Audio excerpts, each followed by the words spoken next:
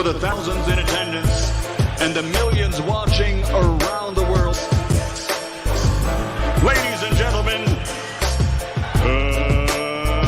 let's get ready to rumble!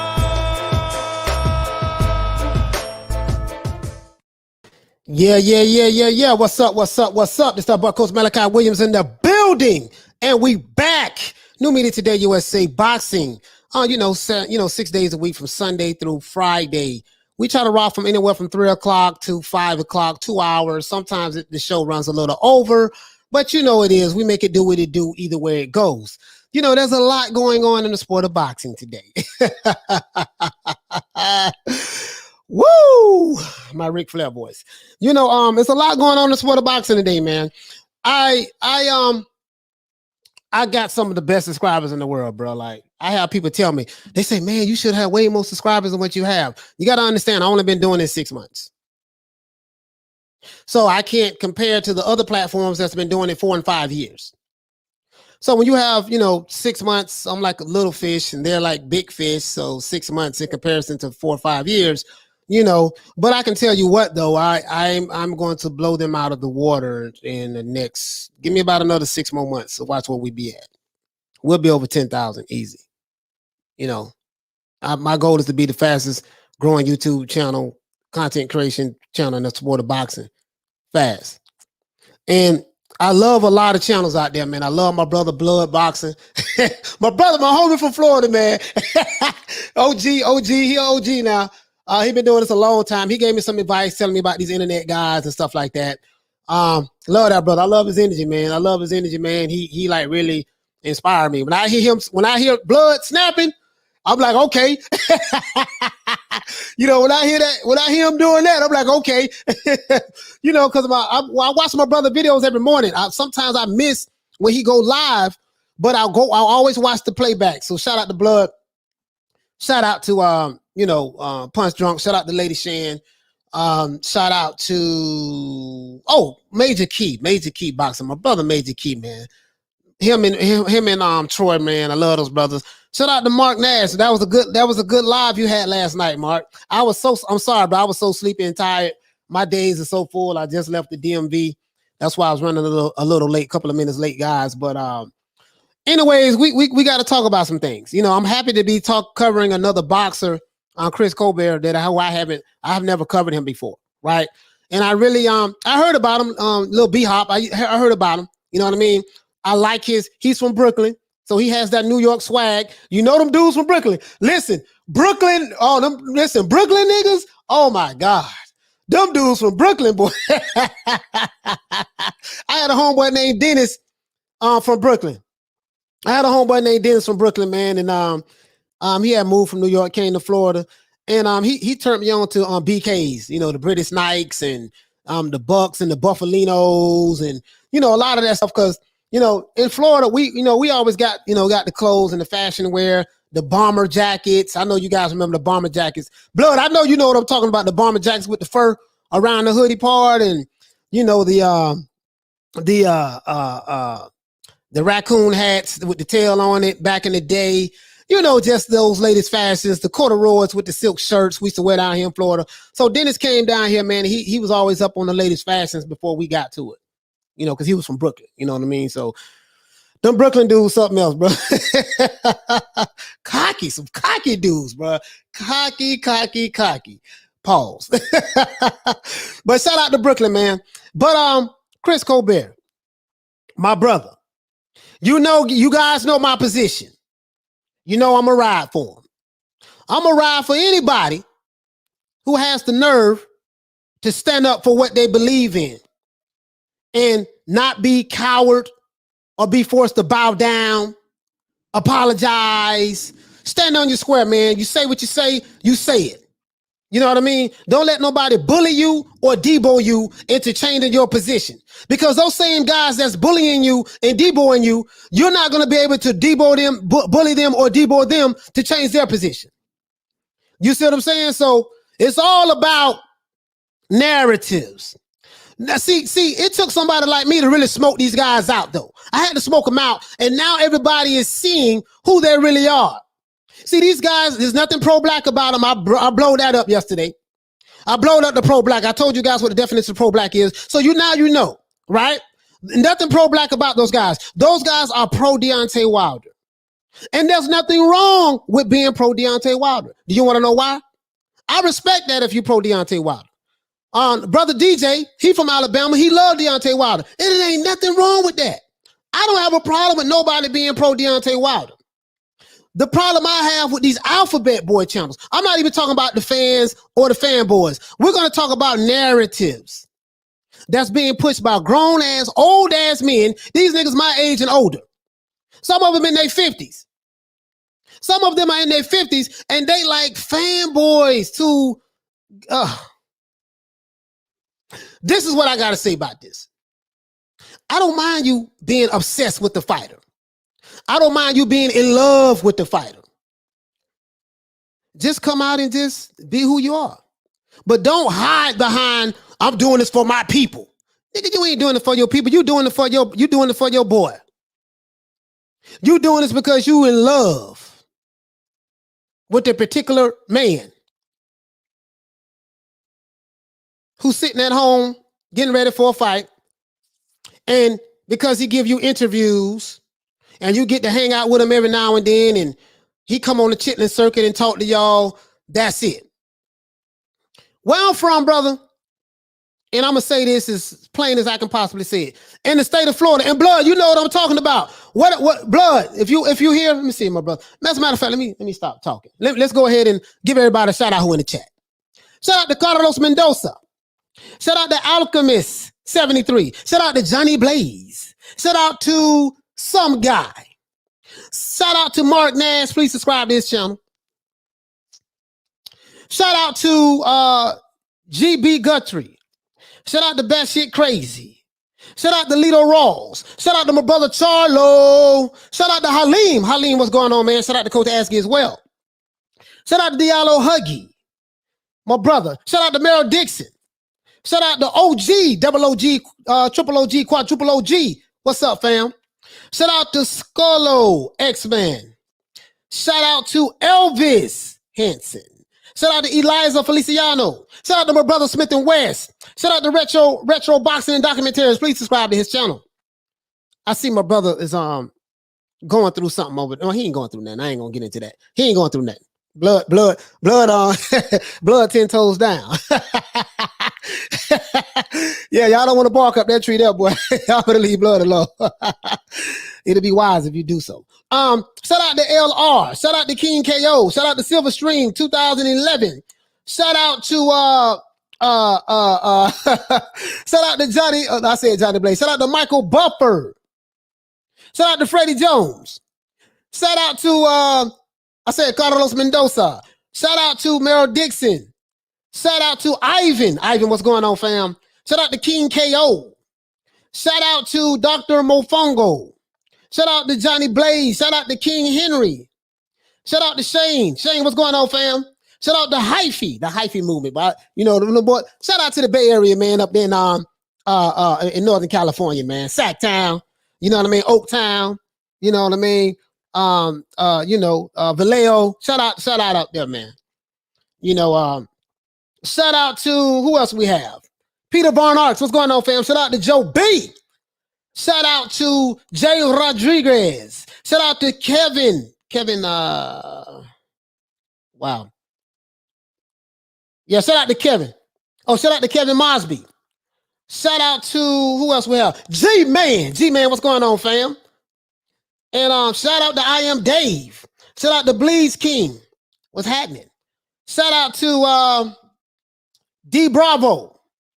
Shout out to Wizard Sleeve. Shout out to my brother Smith and West. You know, every time I think of Smith and West, you know what I think about the GAT. Shout out to Kyle. Kyle Manning, what's going on?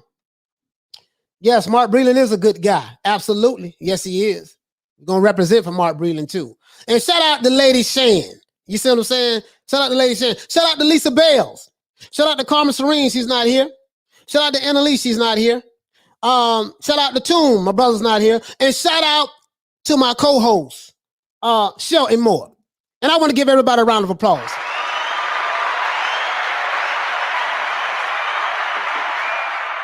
Round of applause and hit the Ali bell for everybody.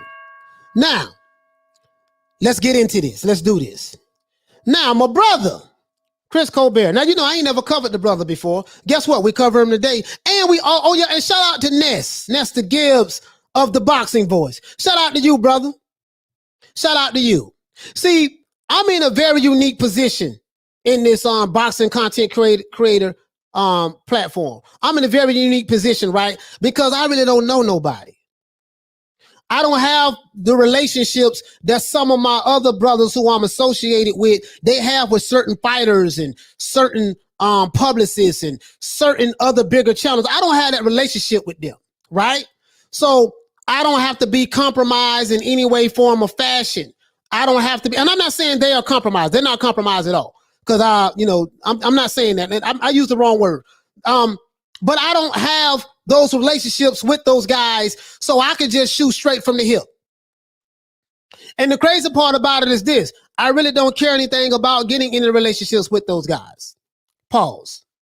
I'm saying from a business standpoint or whatever the case may be, because I'm doing me. You see what I'm saying? So, you know, I don't have to worry about, hey man, I need you to do such and such, man. We don't like A, B, C, and D. I don't give a damn what you don't like. I'm my own man. I stand on my own 2 feet, right? Respectfully. We can talk it out and stuff like that, but you know, what you're not going to do is dictate how I run my channel. You're not going to dictate what videos I put up. You're not going to dictate because you don't like something, you know, hey man, I want you to take this down and take that down, but you pro-black. You don't step to no white folks like that. And I'm not trying to make it white or black at all. Trust me, guys. You know me. I'm not the white or black guy, the race hustling guy. I'm not trying to make it white or black at all. But when you put certain narratives, and I debunk that. Ain't nothing pro-black about those guys. But let's get into this. My brother Chris Colbert now, he's the new quote-unquote coon, and he's being attacked by the alphabet boys. You notice I call them the alphabet boys because that's who they are, a.k.a. the letter people. You know, when I started this game, right, people told me, man, you know, the alphabet boys, you know, they the boogeyman of the of this boxing YouTube space, and they got a lot of members, and you got to watch what you say online when you're talking to them, talking about them. Nigga, please miss me with that bullshit, bro. We ain't built like that down here where I'm from, bro. We're not built like that down here. I don't know. I can't speak for nowhere else. You see what I'm saying? But we ain't built like that down here. I ain't scared of no Debos. Debos get knocked out where we come from. I'm just saying. You see what I'm saying? I'm not saying I'm knocking anybody out. I ain't doing none of that. But I'm just saying, where I come from, we don't like bullies. I hate bullies personally. And I ain't with the cyberbullying. I ain't with the, yeah, man, we gonna pull up on the keyboard and we gonna type and we gonna hit you up in all caps. And when we do that, that lets you know we mean business. And we gonna mess around and we gonna pull up on your show when you go live and we gonna type in all caps and we gonna call you all types of coons and sellouts and Uncle Toms and yada, yada, yada, yada, yada. And that's gonna make you bow down. Nigga, please. Dog, you must don't know who you dealing with. You are overestimating your position on YouTube. You are overestimating your position on YouTube. You a bunch of old ass niggas sitting at home with your white women, sitting at home with your non-black women, talking about how pro-black you is, attacking everything black and everybody black who do not go along with the narrative. There's nothing wrong, guys, with being pro Deontay Wilder. And I honestly mean that. There's nothing wrong with that. My brother DJ, he came on the show. He loved Deontay Wilder. And I love the fact that brother loved Wilder. There ain't nothing wrong with that. What I have a problem with, what I have a problem with is these guys who say they pro-black, but really you pro Deontay Wilder. Just come on out the closet, man. And just say that's what it is. And just say the code. So I figured out what the code is, guys. The code is if you say anything against Wilder, if you criticize him, you violating the Wilder code. That's the code. I figured it out. That's the code. And if you say anything against their favorite PBC fighters, they will try to attack you for these fighters, pull up on you for these fighters. When your ass go to jail or anything, Errol Spence is not going to bond you out of jail. Deontay Wilder's not going to bond you out of jail, right? So, cut it out. You are too old to be acting like children. So, I got to come on here, show my face. I don't hide behind no avatars. And I'm going to just speak my piece, man. You know, I'm going to say it. I'm going to talk a little bit country today, man. You see what I'm saying? You know what I'm talking about? I'm going to talk a little bit country today, man. I'm going to talk some of this country shit today. You see what I'm saying? Because, you know, in the gunshine state of Florida, stand your ground law. And you got real guys and fake guys everywhere. But what I don't like is when someone has an opinion about a certain fighter, irregardless of what his motive was. That's besides the point. Irregardless of that, if he has an opinion about a certain fighter, some of you guys get turned real light-skinned. I mean 80s light-skinned. I'll be sure looking ass niggas. Chico DeBarge looking ass dudes. Christopher Williams, Prince looking ass dudes. You talk tough, but you act like the Glam Squad. When someone say something about your fighter, oh, I can't believe he said something. I can't believe he said this. Oh, hell no. Did you hear what he said? Oh, let me send him a message. Let me type all caps. I can't believe he said that. Tell him we gonna pull up. Tell him he better do this. Oh, he better do that. Man, sit your emotional ass down somewhere. You are some effeminized beta males on YouTube. I ain't never seen no dudes dick ride for a guy so hard before in my life. That's the term that we use down here in Florida. We don't do no dick riding down here, homie. We don't do that. Now, unless you on that other side of the fence, then, you know, so be it. But I'm just saying, bro, I don't see you dudes riding for females like this. You ride like this about niggas? Like, for real, bro?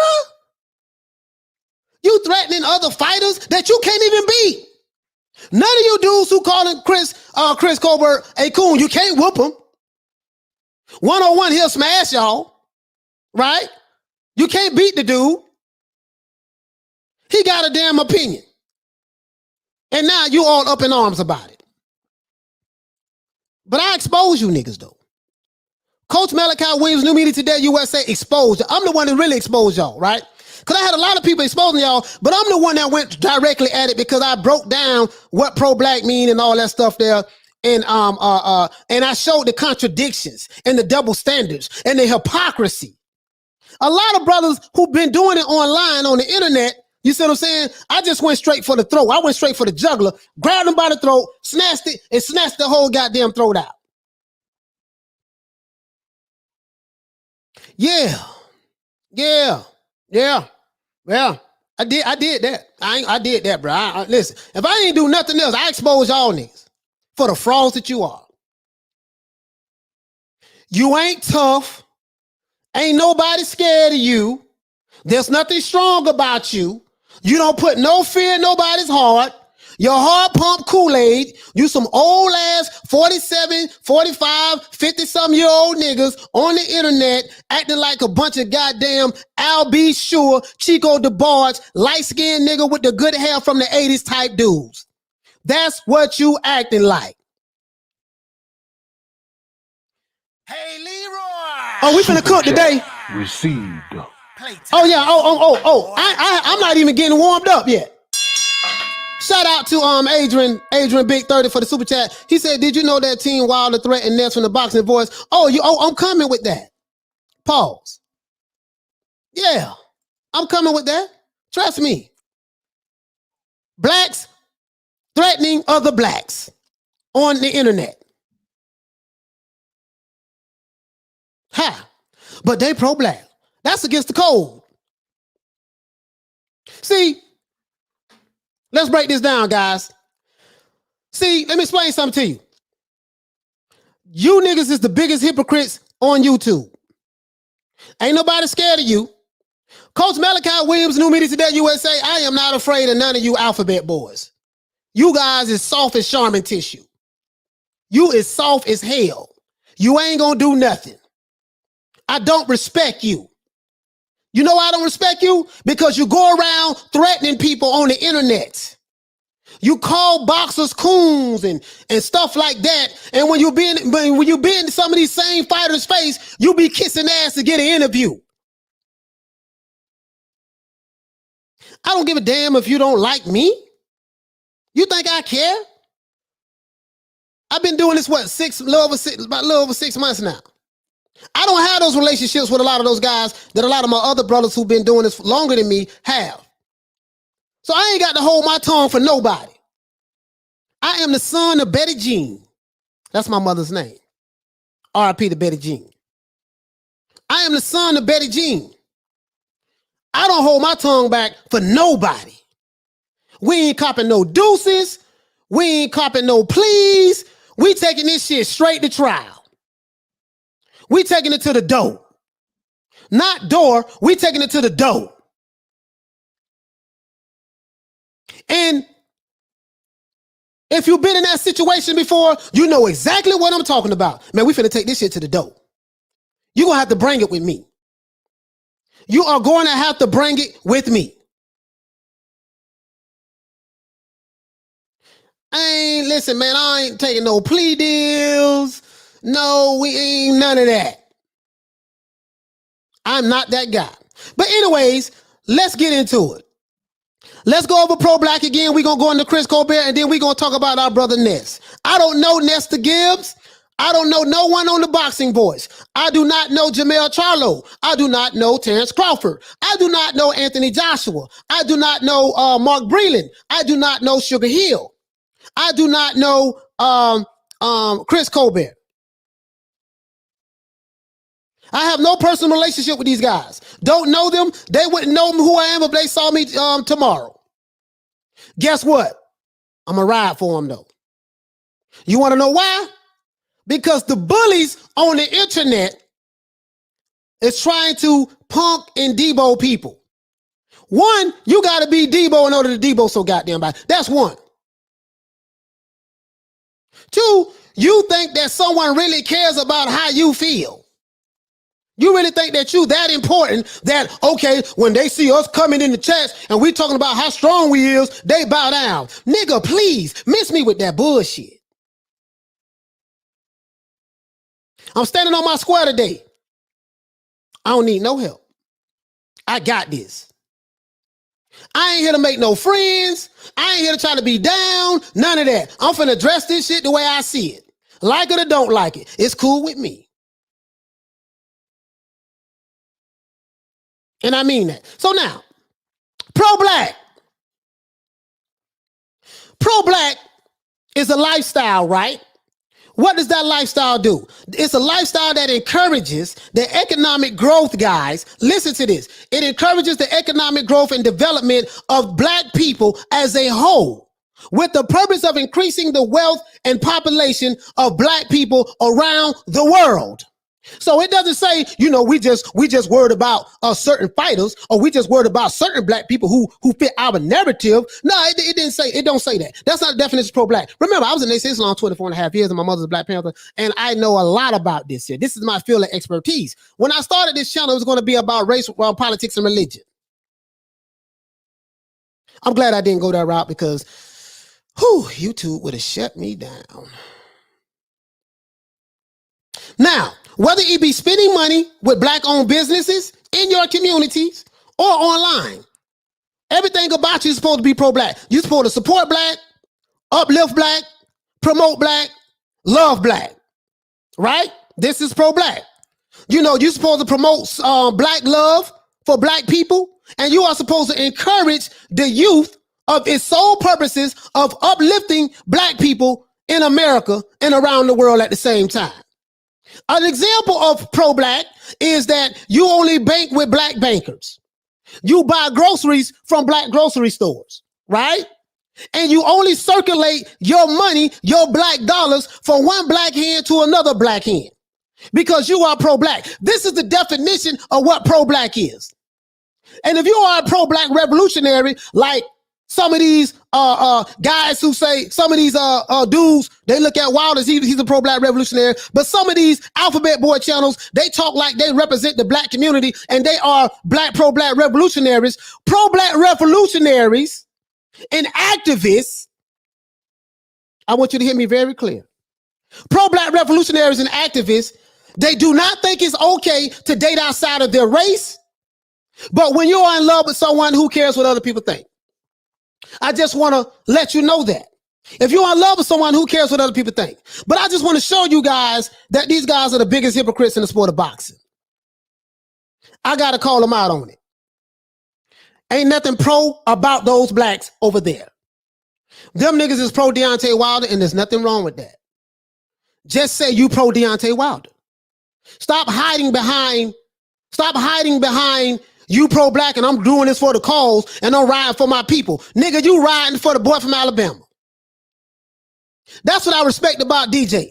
DJ say, man, I'm from Alabama, Wilder, I support Wilder, I support that brother no matter what. And ain't nothing nobody that's gonna tell me, and it ain't no discussion about it. I respect the hell out of DJ for that. You want to know why? Because at least he was man enough to say that. And if I was from Alabama, I feel the goddamn same way as DJ. So I love DJ for that, bro. Salute to DJ.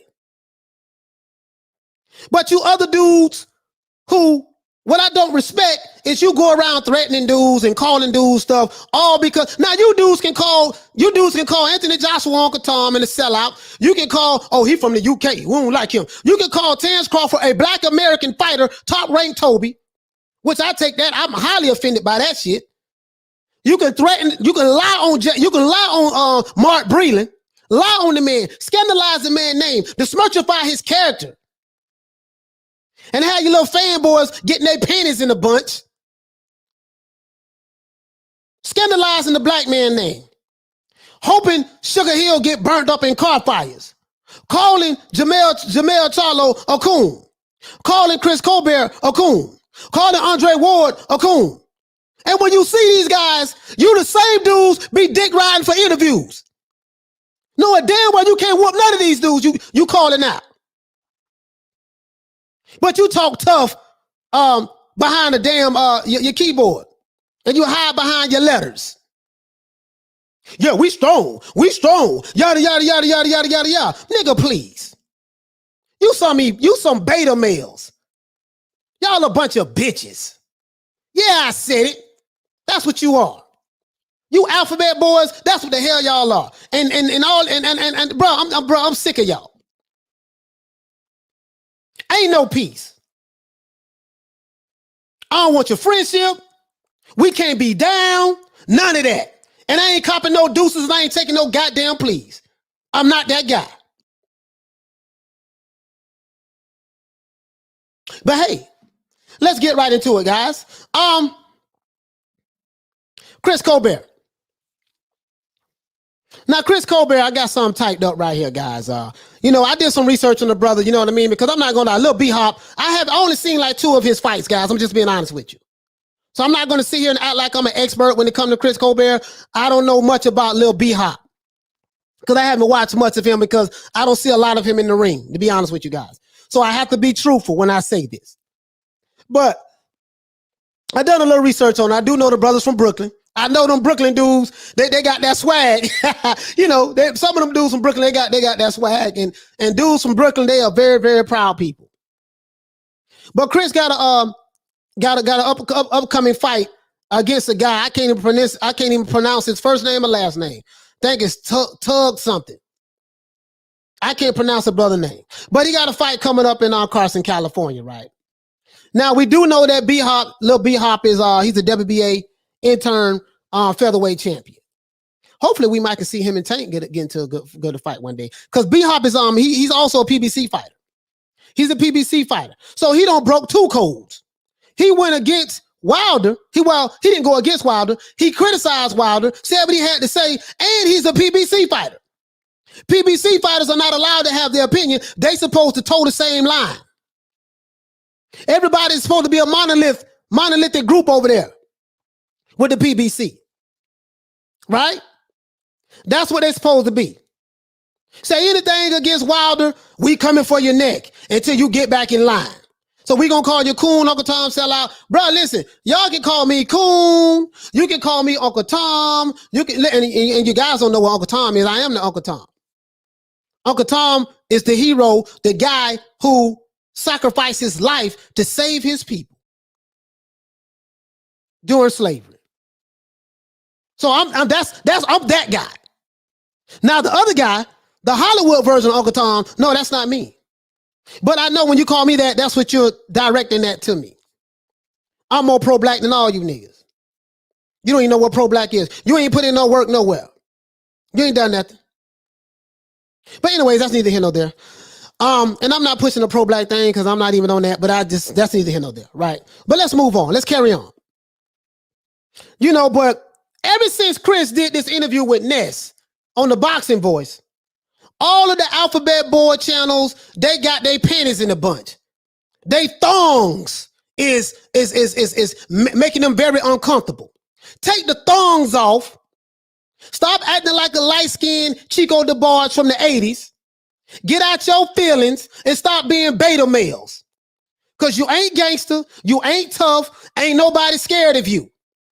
As Deontay Wilder once said in the lead up to the second Tyson Fury fight, when Fury says, you know, I'm gonna knock Wilder out in 2. And Wilder said, man, that man pillow fist. He ain't never knocked nobody out in no 2 rounds. We don't believe you. As the brother Deontay Wilder would say. So when you go around other people's channels, talking all that gangster stuff, threatening people, we don't believe you. Because I don't hear nothing about when you guys go to these events and you see these same fighters that you guys pulling up and doing A, B, and C and D to them. As soon as you see these fighters, you dick ride for an interview. Oh, hey man, hey Jim, hey man, can I get an interview with you? That's what you do. So stop talking tough. I don't give a damn about your leader, Jabba the Hutt. Yeah, I said it. Care nothing about Jabba the Hutt. Care nothing about Judah Midget. Care nothing about Boxing Nemo. Care nothing about Dante's race baiting nation. I care nothing about Fag None. I care nothing about none of you dudes. And guess what? You ain't gonna do shit. But get mad. Feel uncomfortable because you're wearing your little thong today. Beta males talking gangster. Now, but anyways, because Chris gave an interview to Ness, now he's being called a coon, a sellout, and Uncle Tom by his own kind. By black people who look just like him. All because of his opinion. See, this is a cult-like following. And they will attack other black fighters, they will attack black trainers, or they will attack any black person that they perceive that's going against the grain or not staying on code as it relates to their narrative. Are you picking up what I'm putting down? And they do this, guys, while at the same goddamn time doing the exact same thing that they accuse other people of doing. So if you criticize Wilder, oh man, you talking about black people. You tearing down the black race. You tearing down the black man. Well, at the same time, they tear down the black man. When they call Terrence Crawford a coon. Talk right and Toby. When they call Anthony Joshua Uncle Tom. When they call Jamel Charlo a coon. You accuse people of doing the exact same shit that you doing. The irony in that. The hypocrisy is what I like to talk about. Now, sticking to the narrative or sticking to the code means this is what this means too, guys. I got to break this down for you guys. I'm going to get to the super chat in a minute. As a matter of fact, let me put it on the screen right now. So I don't forget. Put it on the screen right now, guys, so I don't forget, man. I ain't here to make no damn friends, bro. I don't need no allies. I'm good, dog. Trust me. I'm my own man. I stand on my own 2 feet. I can hold my own nuts. That's what we say down here in the South. You got to hold your own nuts, baby boy. I'm going to hold mine all goddamn day. I ain't gonna get on no phone and call nobody and say, oh man, you know, man, dog, you seen them attacking me, man, and you know, yeah, bro, I just need some allies in this. Nah, I'm a one-man goddamn army. One-man army, dog. Alphabet boys weaker than sugar water. They not what you guys think they is. It ain't nothing hard about them, ain't nothing tough about them. They soft as Charmin cotton tissue. They soft as hospital cotton. I'm finna pull their ass on out though. Yeah. Got to, dog. I got to. I'm gonna keep my foot on their neck. You wanna know why? Because I'm gonna do this for all the other channels who don't have the heart to do what I'm doing. And some other channels feel the way I feel, but they don't have the heart to say it the way I say it. Don't worry, I'll do it for you. I take all the shots. I take all the bow and arrows, the shots. I take all that there. I can handle it. My bob and weave game good. Oh, he's shooting at me. Whoop. See ya. Oh, he threw another arrow at me. Whoop. See ya. That's what I do. And stay right back on point. You see what I'm saying? So now, I got to say this, dog. I have to say this. Now, these dudes want you to stick to the narrative or stay on code. So do you know what this means? So basically, sticking to the narrative, guys, is pretty much you stick to your story no matter what. And you have to refuse, right, to change your account of any event or the situation, especially when it's not true or even if they're wrong. So even if it's not true or even if they're wrong, we're supposed to stick to the narrative and stay on code anyways. No, bro. No. Should Lil B-Hop be attacked for his opinion? Hell no. But guess what? Lil B-Hop, on the flip side, when you say something like that and you understand that you're a PBC fighter and the Wilder has a cult-like following, you got to understand the repercussions that's going to come behind that. See, when I get on this channel and say what I say, I understand that there's going to be repercussions behind what I say. I understand that I'm going to be attacked by the same people who are attacking Lil B-Hop, by the same people who are attacking other channels out there. The only difference with me is I don't give a damn. Because I can handle it. I'm a big boy. I got big shoulders, dog. Betty Jean ain't raised no punks. Betty Jean ain't raised no punks, dog. Not Betty Jean. you know, them niggas over there wearing thongs and beta males. Yeah. I don't take kind of the subliminal threats or overt threats. I hate bullies. I hate bullies with a passion, dog. I hate bullies with a passion. So, Chris, Lil B-Hop, I'm going to give you some advice, little brother. You 24 years old. I'm 47. Stand on your square, sir. Now, I know you might get pressure from Al Heyman. I know you might get pressure from Errol Spence because he got to toe the line as well. He got to do what he told to. I know you might get pressure from the Wildettes. I know you might get pressure from the Alphabet Boy channels and their supporters. I'm asking you, brother, to stay on your square. Do not apologize. Do not relent. Stand up. Somebody got to stand up. Period. Somebody got to stand up. Now you niggas threatening reporters.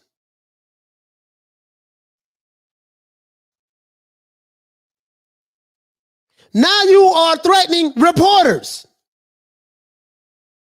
Nestor Gibbs, I don't know the brother.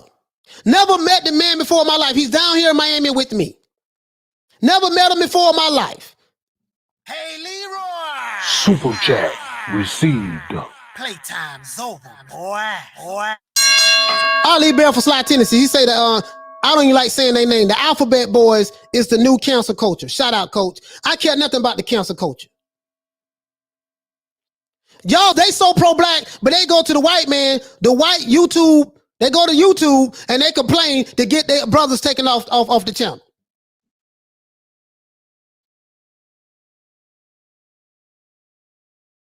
Where that energy at the press conference when Tyson Fury was standing behind the twerkinator shadow boxing? Where that energy was at?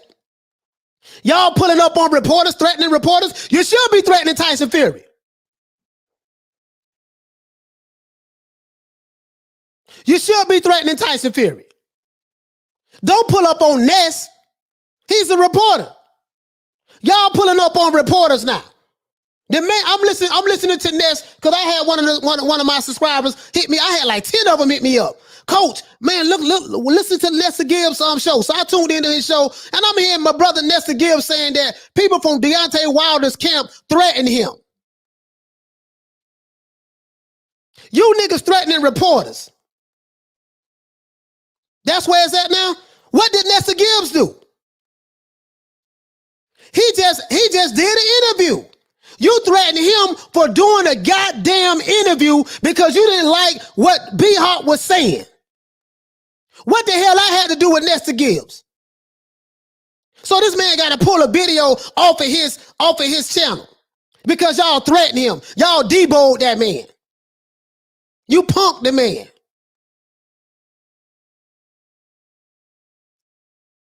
Man, you niggas soft as hell, bro. I wish somebody from Wilder Camp would get in contact with me telling me, oh yeah, man, we need you to do this. We want you to do this and do that. Nigga, the hell with you. And the hell with your goddamn Alphabet Boy supporters. I ain't built like that, homie. Not me. As long as I'm not in violation of YouTube's rules and regulations, I'm good. I ain't copping no deuces. We ain't copping no please. We taking this shit straight to trial. We taking it to the door. It is what it is. Like Tupac say, ain't no peace. Nah, we ain't doing that. Not over here. Nah, I ain't. Nah, bro, no.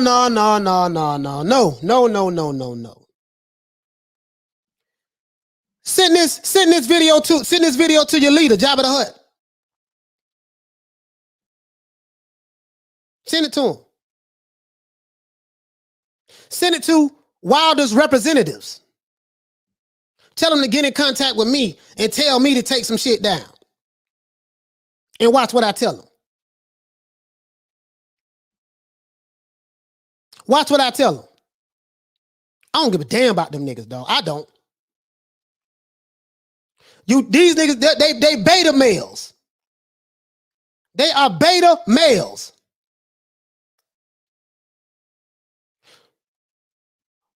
And they try to intimidate people online. Deontay Wilder, you shouldn't have your fanboys and your rabid supporters in your camp threatening reporters. See, I don't like that. I don't like you threatening. Y'all want to threaten niggas, threaten reporters. Nestor Gibbs, like the man been putting in work a long time, dog. Y'all ain't got no business threatening that man. And dudes who bought that action, y'all don't threaten them. Jamel Talo said I ain't gonna repeat what he said, but he got something. He got guys over there that's willing to ride. Why you ain't go over there threaten him then? Them boys out of Houston don't play. They don't play. You want to go threaten Nestor Gibbs, a damn reporter, a content creator who been putting in work all these years. See, one thing about bullies, guys, remember Friday, right? Remember how Debo always picked on the weak dudes. See, when I was growing up in the hood, right, you had what we call jack boys. Jack boys was dudes who robbed other dudes in the community. He robbed the dope boys and stuff like that. You had several jack boys, right? But jack boys didn't rob jack boys. Do you want to know why? Because he knew there was going to be some repercussions behind that. See, this is the problem. This content creation platform on YouTube for the sport of boxing, this is all about just, creating content. Ain't none of us, including me, ain't none of us no damn John Gotti's. Ain't none of us no Billy Badass.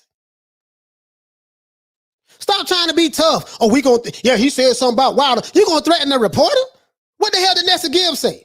Again, I don't know Nestor Gibbs. Never met him, probably never see him in my life. But I'm gonna ride for him today. I like to I like to defend the defenseless. I like to take up for the people who don't have the heart or the strength or the courage to stand up to these busters. Somebody got to do it, dog. Why not me? Somebody got to do it. Why not me? I'm going to stand up in the paint like 2000, 2001 Shaquille O'Neal. I'm going to stand up in the paint like Shaq. I'm going to be an irremovable object and an irresistible force. I expose these dudes. I exposed them. I can honestly say that. I came for the juggler. I exposed these dudes. Billy Badasses. I came at them like a pit. I came at their ass. Pause. Oh, and I ain't finished though. I ain't finished. You threatening reporters now. Same dudes calling little B-Hop coon and stuff like that. As soon as you see him at the fight, hey B-Hop, hey brother, can I get an interview?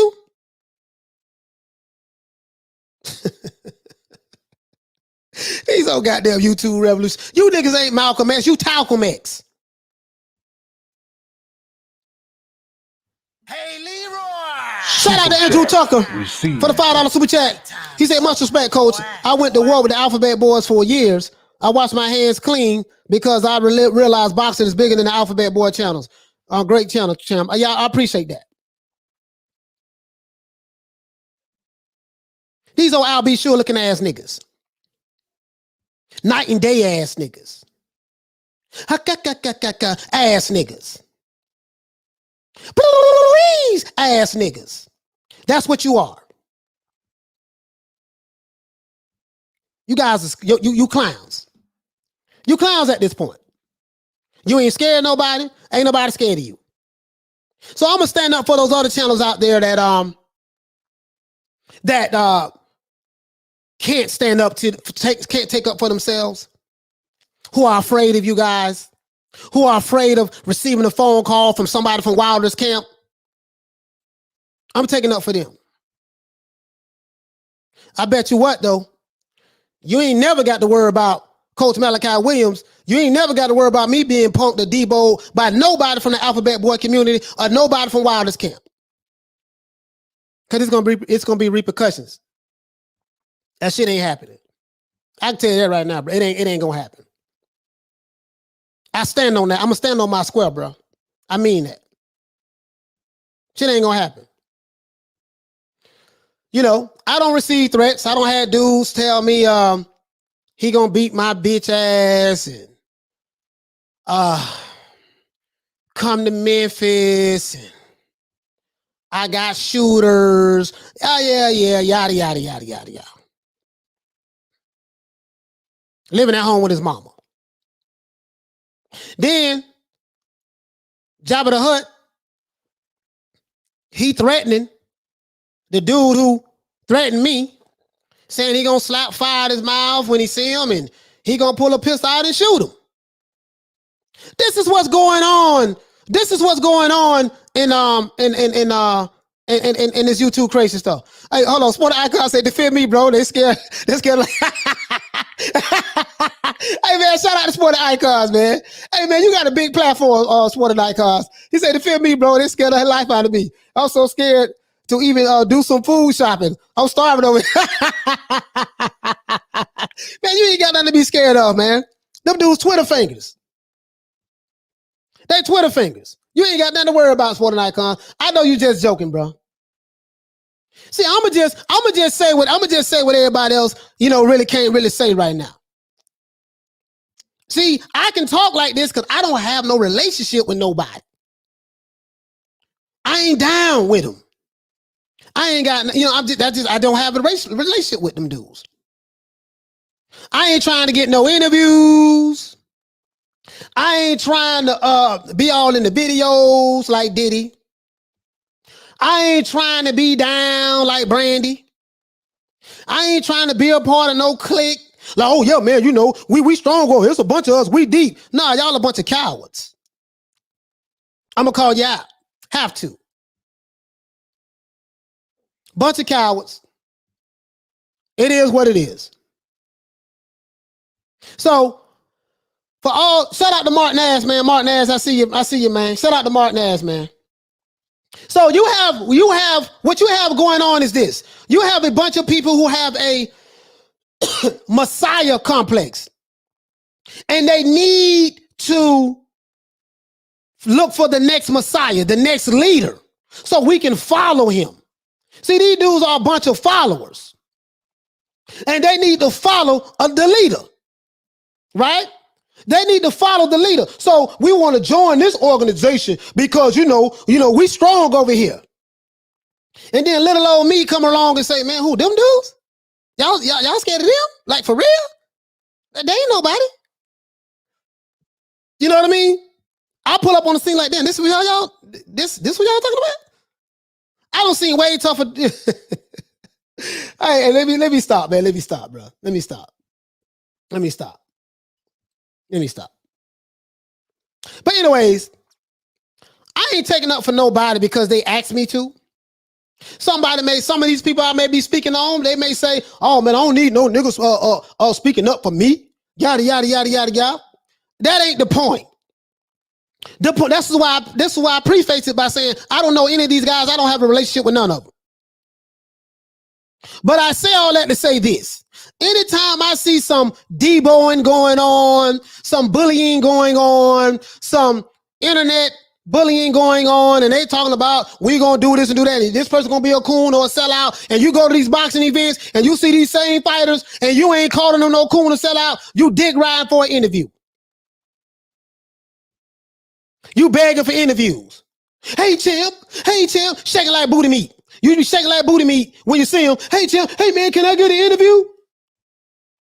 But then when you get back home in the safe compounds of your crib, you get around Jabba the Hutt, and y'all have y'all little Jabba the Hutt meetings, and he said, yeah, you know, y'all got to pay membership fees. See, y'all want to be a part of this organization, you got to send me a pork chop sandwich, you know what I mean? And you got to pay membership fees, and you know, and we gonna ride for Wilder. And ain't nothing wrong with riding for Wilder. But just come out and say that's what it is. Stop saying you're pro-black when you're not. You're pro-Deontay Wilder. You're pro-PBC. You're pro-Errol Spence. And ain't nothing wrong with that. Again, there is nothing wrong with that. But what I don't like is you try to disguise it as though you pro-black when you don't know the definition of what pro-black is. There's nothing pro about those blacks over there. I can tell you that. But guess what? I'm not going to toe the line. I'm not going to act right. I'm not going to just go along just to get along. That ain't me, bro. That is not me. That is not me, bro. You ain't never got to worry about that, bro. Never. Sport icon, we just say, fam, Ness get scared and deleted the Colbert video. It sounds bad, but screw him. He's the biggest Wilder. When you preach hate, you attract like-minded haters. So Ness deserves it. Yeah, I don't even know. I don't, be honest with you, on sporting icons. I don't even know the history with Ness and all of that stuff. I don't know the history of the brother. You see what I'm saying? I don't know. I'm just being honest with you. So if he's a wild nut hugger, I don't know anything about it, bro. Because, you know, I just jumped in this thing in January. So there's a lot of history that's been going on in this boxing space that Coach Malachi Williams don't know about. But this is why I don't like to get with cliques and crews. Because I don't know what happened before I came on the scene.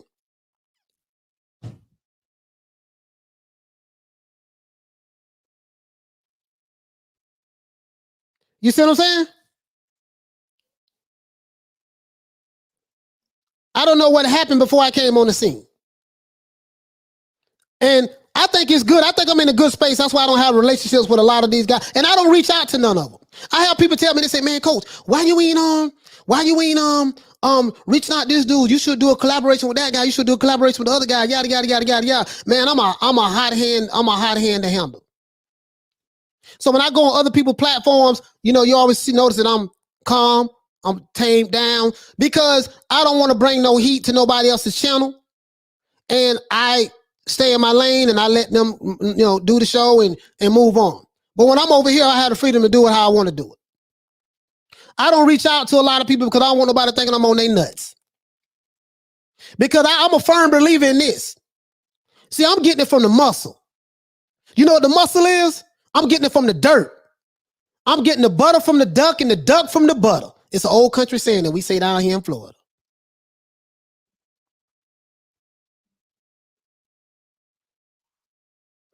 That's what happened, bro. So this how I see it.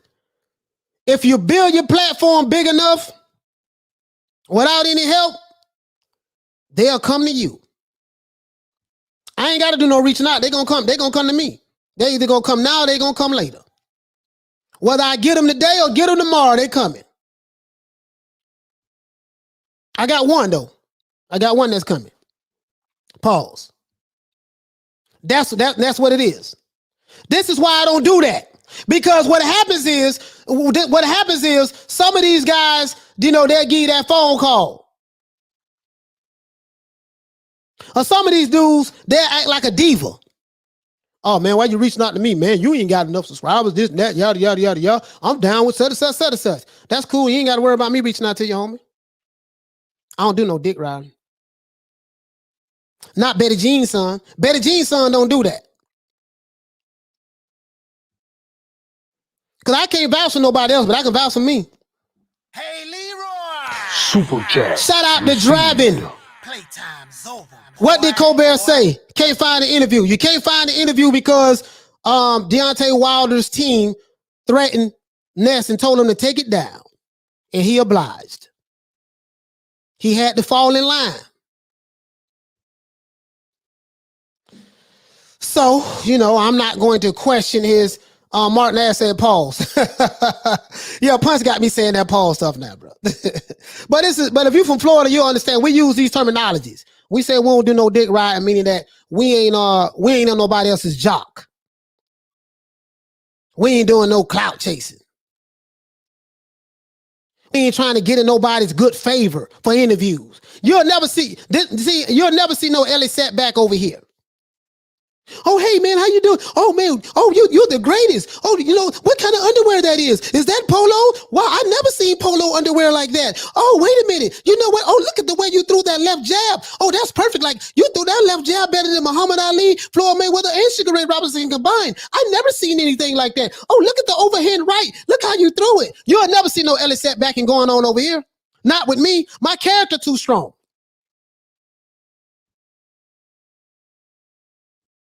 My character is too strong for that. I have a very strong character, dog. And just like they say, Wilder is very stubborn, I'm stubborn as hell. And I'm a man that's very proud. I take pride in knowing that I ain't gonna cop no damn deuces. I take pride in knowing that I say what I mean and I mean what I say. I take pride in knowing that I'm gonna stand on my goddamn square. I take pride in that. Man, that shit got me feeling some type of way. Martin Ash said at New Media Day USA, if Ness already lost access to Wilder, what relationship and access is he protecting by taking the video down? That's a good question, bro. I think you probably need to ask him that question, Mark. I don't know the brother. You know, I don't know the brother. So, but anyways, I just don't like, you know, the Ness is a reporter. Ness is a reporter. That's what I don't like. But I ain't gonna do too much defending Ness because I know he got relationships with a lot of those guys and he want to protect those relationships. I don't have a relationship with nobody on that side of the fence. Don't want a relationship with them. We can't be down. I want to be down. No, ain't none of that shit there. We can't be homeboys. Nah. It ain't gonna work out, homie. My character too strong. And I ain't gonna cop no deuces and I'm not gonna toe the line. I can promise you that. I'm not gonna toe the line. I'm not gonna go along just to get along. It's not gonna happen.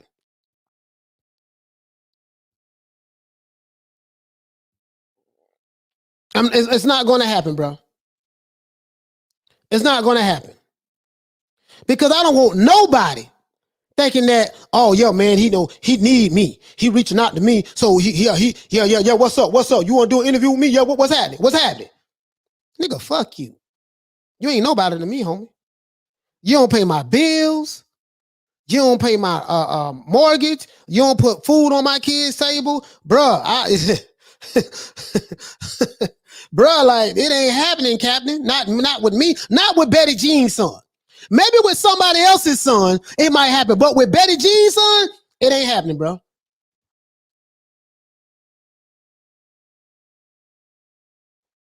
You ain't never got to worry about that with me. Not with me. Hey, man. Hey, y'all, listen. I just got a phone call from somebody from Wilder's camp, and they said that, they want me to do such and such, or they going to do A, B, C, and D. You ain't never got to worry about me coming on this show telling y'all that phone call right there. I can promise you that. That ain't gonna never happen with me. You know why? My backbone too strong. I would not bend, I would not break, and I would not relent. Not me. It ain't happening. These fake ass talcum X's talking all this. You niggas want to be John Gotti 1 minute. You want to be Sammy the Bull the other minute. You want to be OG Bobby Johnson the other minute. You want to be, no, this what get me, right? This what get me. Wilder is a fighter. Worth like $40 million. He is the fighter. He the fighter. Did good for himself. Got a beautiful wife, beautiful children. The brother's doing very well. But some of his people on his team, bunch of goddamn yes men. And I watch some of these guys when they go on certain platforms, because I have some of the best subscribers in the world. They be sending me all kind of interviews, just videos and tell me to check them out. And I watch some of these guys when I get sent the video, and I see them on some of these channels, they be looking like they just face all balled up, twisted up, talking all tough and gangster. So this dude right here, Hamilton Steele, says, you don't ever interview fighters because they don't want to talk to you. That's why you hate the LDBC. They interview everybody. Bro, I ain't saying nothing about them. I said the Alphabet Boys. But guess what? You over here watching me. Appreciate you. You over here watching me, Hamilton Steele. Guess what? I'll be on tomorrow, Hamilton Steele, at 3 o'clock Eastern Standard Time. Every time you come over here, you helping me, boy. Tell him I said that. Just keep watching, though. You're going to see a lot of interviews over here. Just keep watching. Keep watching. Woo! See, one thing about this thing, right? When you stand on your square, you ain't got to worry about nothing else. I ain't going to go along to get along. I got interviews lined up. I just ain't saying nothing. I just ain't going to run in those circles over there. They don't interview everyone. I interviewed many fighters that wanted to give them 1 second of their time. Yeah, that dude there, he's an Alphabet Boy D rider. But I'm glad you're over here, brother. You sit over here watching me. You helping me out. Appreciate you. I'm not going to block you. Because I expect to see you here tomorrow. I fully expect to see you here tomorrow. I really do. And I know the Alphabet Boys supporters is watching this stream as well. So go back and report it to dudes from Wilder's camp. Go back and report it to Jabba the Hutt, the leader of the Alphabet Boy community. Report it to him. Tell them what I said. Show them what I said. Give me that call. And tell me to take down this and that. Ain't that something? It's cold in the wintertime. You don't interview fighters, but those lame alphabet BITCHs still watch. Ain't that something, man? Ain't a man. Ain't no man. Ain't a. Ain't no man. Hey, that's what we say down here in the South. It's real. Ain't no man. You know what I mean? Shout out to my brother DJ. He said Colbert has every right to say what he said, but Spence and Wilder fans have every right to respond the way they want. It's clear. Colbert has something personal with Errol Spence. Salute, coach. Yes. Hey, shout out to DJ. Super chat received. Playtime's over, boy. DJ, you're right. Colbert, now I'm gonna be honest with you. I don't know what kind of issue Colbert had with Errol Spence because I really don't know much about Lil B-Hop. I'm being honest with you guys. What I'm addressing is this. I'm addressing, threatening reporters and the coon and stuff like that. That's why I say I have so much respect for you, DJ. You from Alabama. You let it be known that you love Wilder. That's your guy. You support him overwhelmingly. There ain't nothing wrong with that. There's nothing wrong with that. And if you ride for Errol Spence or any fighter, there's nothing wrong with that. Just come out and say that. Stop saying you pro-black. That's what I have a problem with, DJ. They talk about they pro-black, but they always attack black. Now, what the situation going on with Spence and Chris, I don't know about that situation. And maybe Chris has a problem with Wilder. He probably do. DJ. He probably got a problem with Wilder as well. But I ain't even addressing that.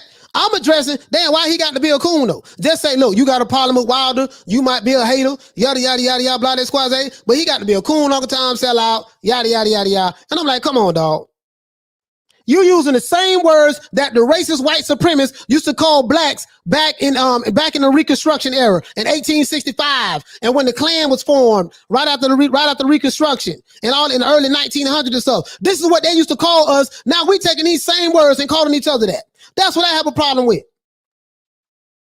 And ain't nobody was no more pro-black than me. Your mama wasn't a part of the Panther Party. You wasn't a part of the Nation of Islam for 24 and a half years.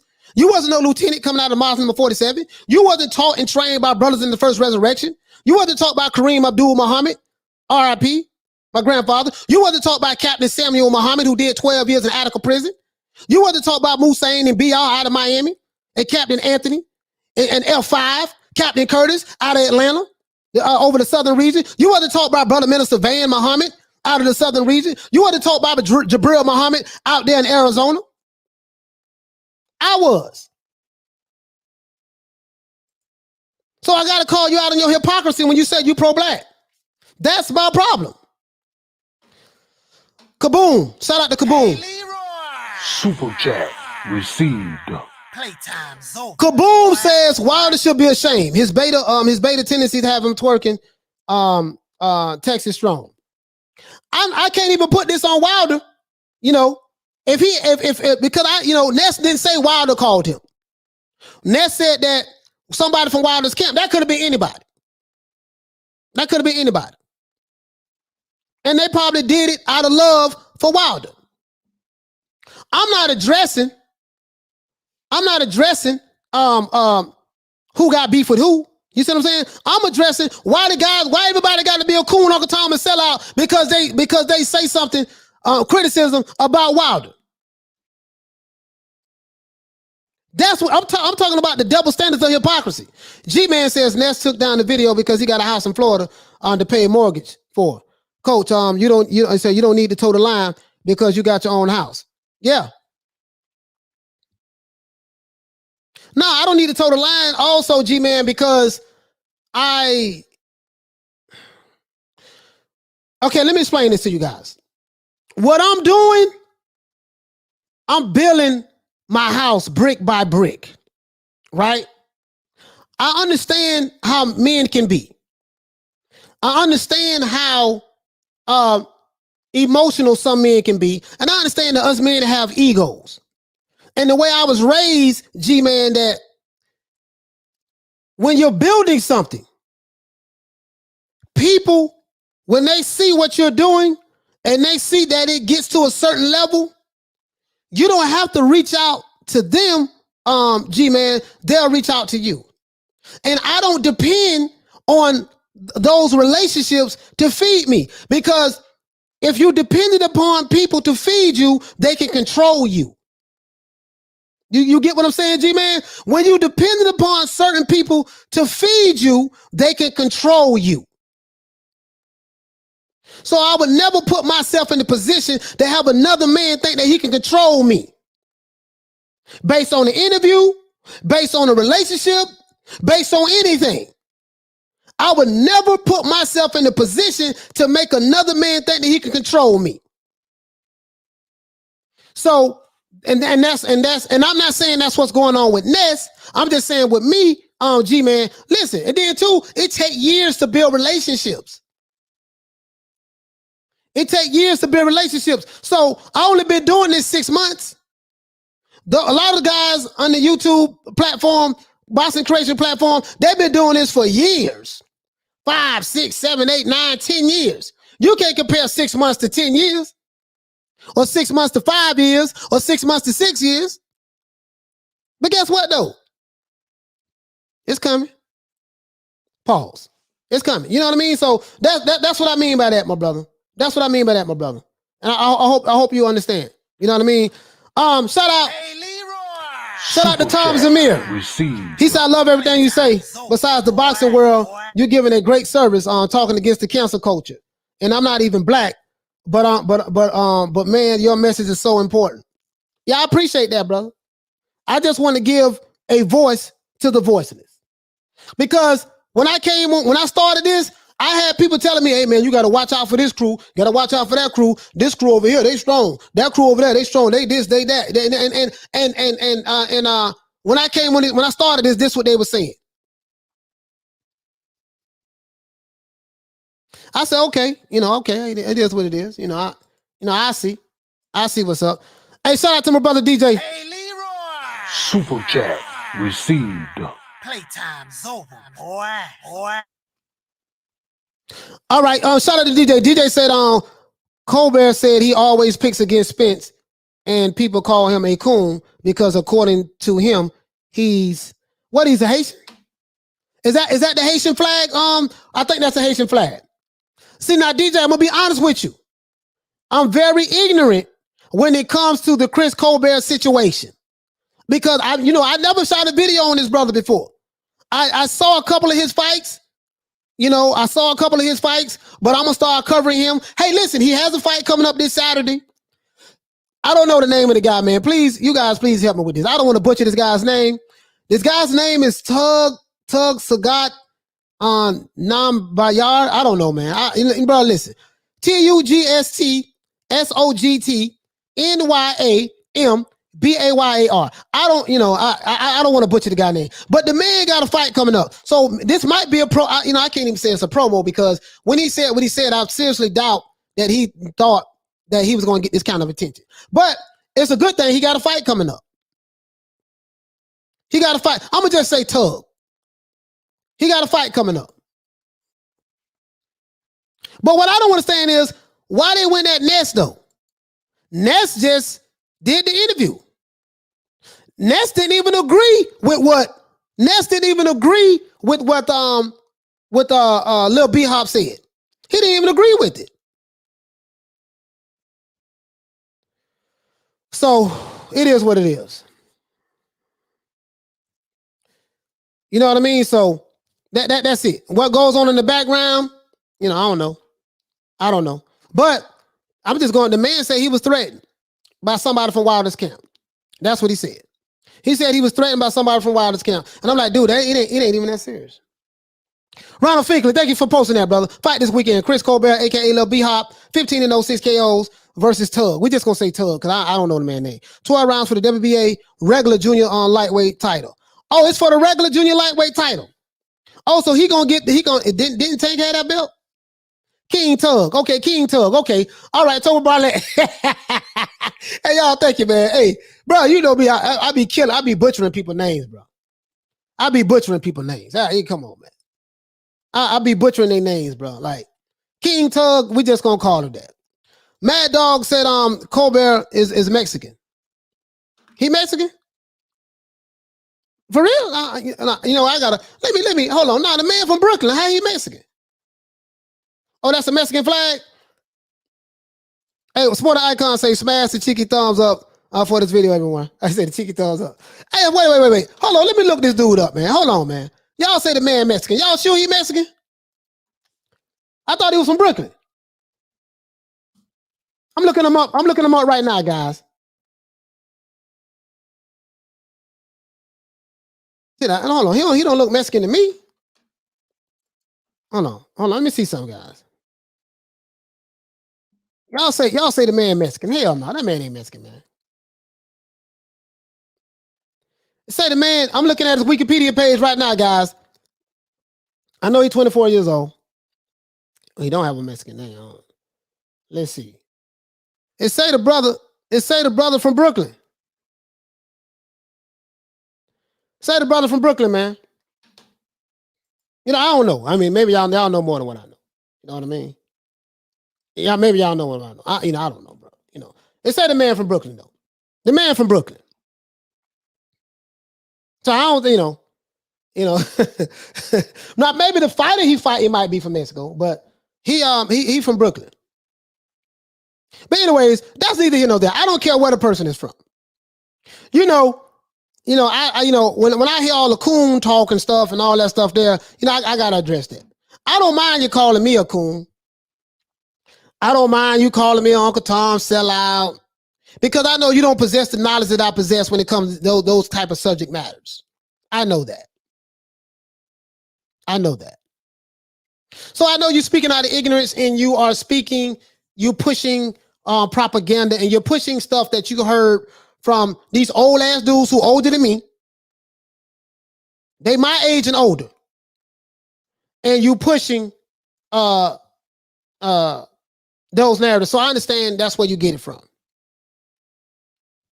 But Colbert, I thought he was from Brooklyn. I thought he's American, bro. So I don't know.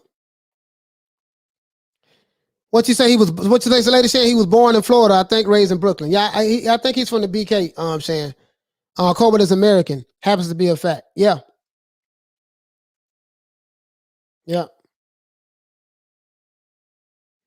Yeah, pretty much. Michael Doyle, what do you say? You say, Coach, don't you ever change? Nah, I can't. I don't know how to, man. I mean, I do change, but when it comes to like my principles and morals and what I stand on, I'm not changing on that. I just can't. I just can't. You know what I mean? I can't. I respect anybody who stand on their square, but only difference between me and I'm gonna just come out and admit, nah, dog, this is what I represent, this is what it is. I'm not gonna disguise it as being pro-black when I know I'm not pro-black. Just say you pro Wilder or pro PBC or pro Errol Spence. And guess what? There's nothing wrong with that. What I don't like is the hypocrisy. I don't like the hypocrisy. That's what I don't like. And everybody I see you threaten is black. Everybody I see you attack is black. That's what I don't like. He said his trainer is Mexican, and he looks at his trainer like it pops. Okay, ain't nothing wrong with that. There's nothing wrong with that.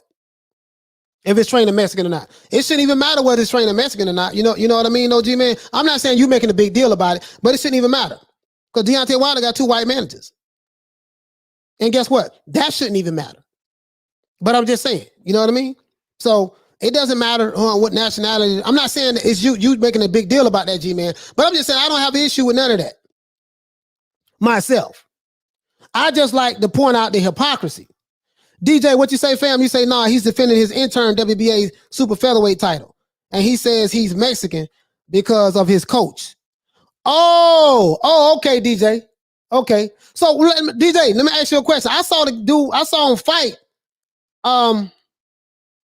He said he Mexican because of his coach. Yeah, I don't know what he meant by that. You know what I mean? I don't know what he meant by that. I mean, obviously he's not Mexican. Hey, obviously he's not Mexican, DJ. So,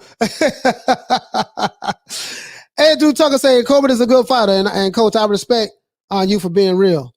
Yeah, I have to. I have to, bro. I know I'm taking an unpopular position. I know I'm gonna get attacked. I know I'm gonna be called the coon. I know I'm gonna be called the sellout. I know I'm gonna be called the Uncle Tom. I know I'm gonna be called the Sambo. I know I'm gonna get what I normally get when I go live. You know, that YouTube filters out comments when they see certain words. I know all of that. Guess what? I'll be back on here again tomorrow, 3 o'clock Eastern Standard Time, to be called the coon, Uncle Tom, sellout, Sambo, and I'll be back again on Sunday through Friday. Then we're gonna do it all over again. I mean, who is me? I ain't nobody. I'm just a, who am I? I'm just I'm just a YouTuber. Just a content creator on YouTube. That's it. I'm nobody. I'm not even nobody for these bigger platforms to even pay attention to. I have guys come and they say, yo, man, every time I turn around, you talking about this guy, you talking about Wilder, or you talking about this person or that person. And I'm like, dude, if you didn't come on the channel, you would not know what I'm talking about.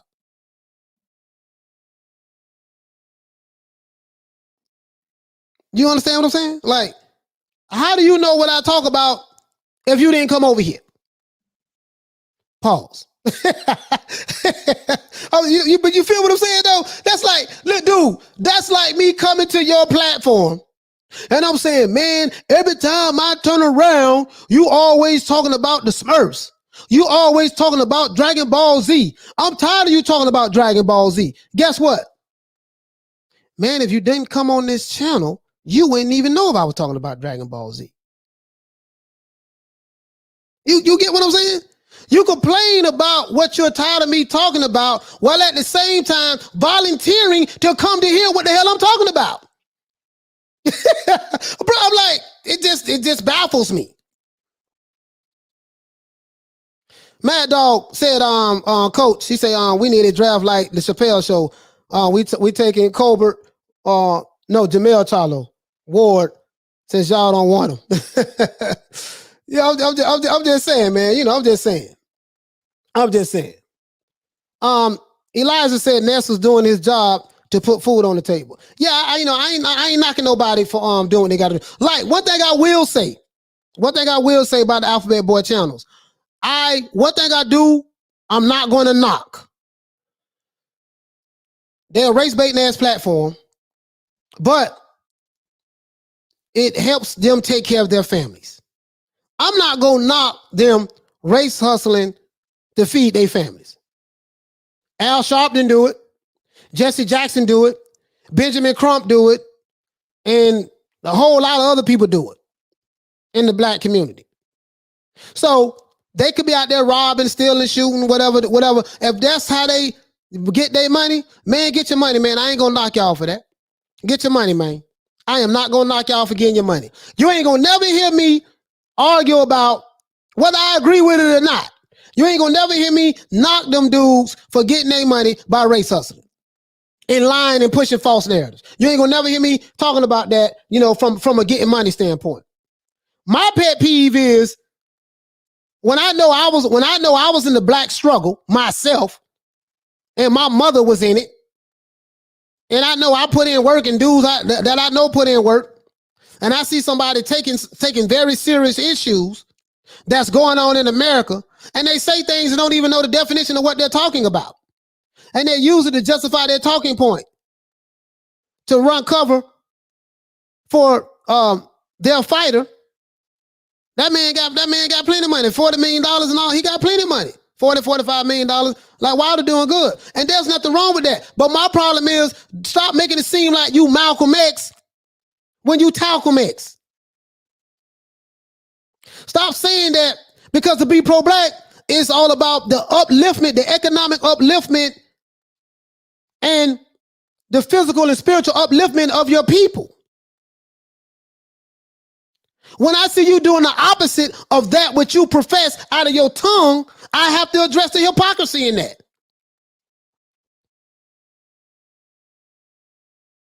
That's it. I just have to address hypocrisy in that. Don Donnie, what you say, fam? I'm mad at the hotel hustlers.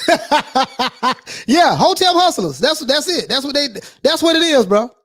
Shout out to TV. Now I used to be on that heavy back in the day. Shout out to the Army Raw Squad. Shout out to Sarah Suit and Seti. Shout out to Young Pharaoh. We call him Young Pseudo. Shout out to Professor Griff. I don't agree with a lot of the stuff those brothers talk about anymore, but I'm just saying, shout out to, because I see a lot of that kind of shout out to Brother Polite too.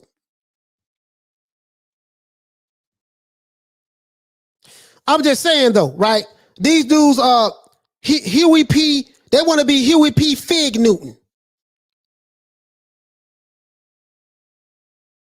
You want to be Black Panther, you Huey P. Newton, but you ain't Huey P. Newton, you Huey P. Fig Newton. You ain't Malcolm X, you Talcum X.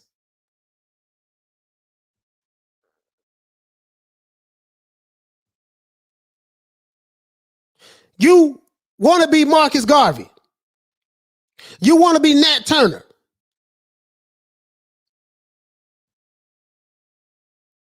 You ain't got, you listen, you don't have the energy that those revolutionary men had. Those dudes stood up in the paint. Some of those dudes lost their lives. You ain't doing that. You ain't putting in work like that. Cut it out. I'm pointing out the hypocrisy. You hypocrites. You the biggest hypocrites on the boxing content creation YouTube field. I ain't never been afraid of no damn YouTuber. And it baffles me that some people on the internet are afraid of these YouTubers. He says it's a complex issue, but some of the alphabet boys have gone too far to turn around and have a different opinion. They all have to toe the party line in their propaganda to maintain their popularity. I get it. I get it. King KO say Young Pharaoh started a lot of this. Spike, water, floppy gloves, BS. Nah, Young Pharaoh started the gloves gate. Young Pharaoh has a petition right now. Online. Hey man, Young Pharaoh, man. I got that Young Pharaoh, bruh. This shit ain't that serious, man. MD said, Coach Malachi, why was Lady Shan going at your boy Punch and trying to censor him on the Mark Nash platform? Kind of hypocritical. You would have to talk to her and ask her that. I can't speak for her, brother. I can't speak for her. You would have to ask her that.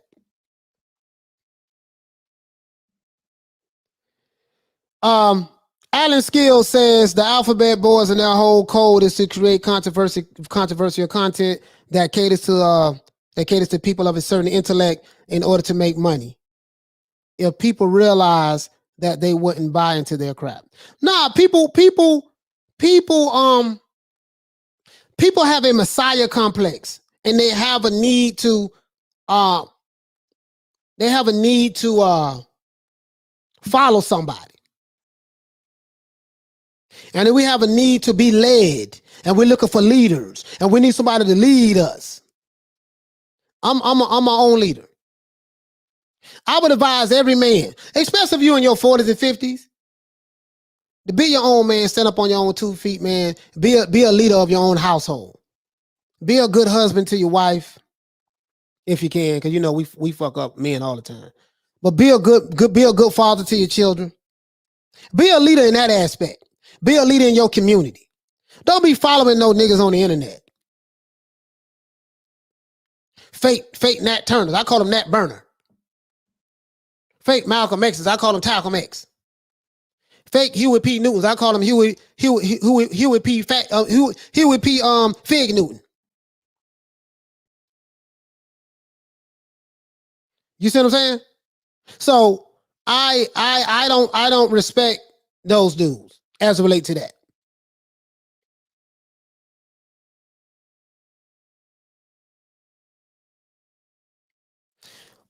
What you say? Graham Taylor said Kurt from Counterpunch Boxing was in Black Panther. True story. He was a stunt double for Forrest Whitaker, Wakanda Forever. Yeah, Kurt. Yeah, shout out to Counterpunch Boxing too. Shout out to Counterpunch Boxing. What you say, Halim? You say even Don King would have smoked that these asses. Yeah. Don King, man. Only in America. Shout out to Don King, man. Lady Shan say, oh, she was addressing the brother. Okay. She was addressing the brother. Carlos Mendoza say that I'm rooting for Wilder Bond Squad just to cheer the Alphabet Boys. I'm not spending another year hearing no excuses. Yeah, man. Black power for the dollar. The hustle never stops. Yeah, that's all it is. All I'm saying, that's all it is, brother. That's the way I see it. Cause I remember, bro, we used to have to raise money to send it to Chicago. Number 2 port of Farrakhan, right? We used to be out there selling papers all throughout the state of Florida. We used to have to, when money needs to be raised to pay the rent, the lights, utilities at the local mosque, the foot soldiers had to put the work in order to make that happen. I had a captain. Then after the captain, you have your lieutenant. Sometimes you had a second lieutenant up under him. Then you have a first officer. And then you have your regular fruit. I'm going to show y'all the pictures one day. I have receipts. I ain't just capping. I have the receipts. I'm going to show you the pictures one day. But I ain't want to bring it on this platform because it ain't even about that. I just like try to talk boxing. But it's hard to talk boxing because I didn't know that I had so many damn beta males in the sport of boxing. These dudes get offended about everything. It's just crazy. They get offended about everything, bro. Why? I'm just at a loss for words right now. I really don't know what to say. I'm trying to think of the mindset of why we have to threaten people. Why we got to tell people we got shooters. For what? So let me get this straight. You got shooters because I have a difference of opinion than you have, but if you shoot me or if you're telling me this on the internet, you are sending me terroristic threats on the internet. If you say that you're going to pull your pistol out and shoot somebody, you are threatening that individual on the internet. That is a federal offense. At any point in time, if something happens to that guy, the feds is going to come at you because you're the one who made the threat, but you are the leader of the Alphabet Boy community and you're damn near 50 years old and this is what you're doing. Wow. And this is who y'all are following. This is who they following. These dudes, I just don't get it, bro. I don't get it because I'm not a follower. That's why I don't get it. I don't get it because I'm not a follower. If I was a follower, then I would understand it. But because I'm not a follower, I don't understand it. I don't get it.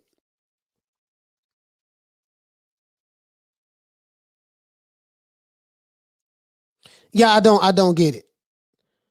Carlos, what you say? I heard the 500K hit on. I don't even. Yeah, I don't know.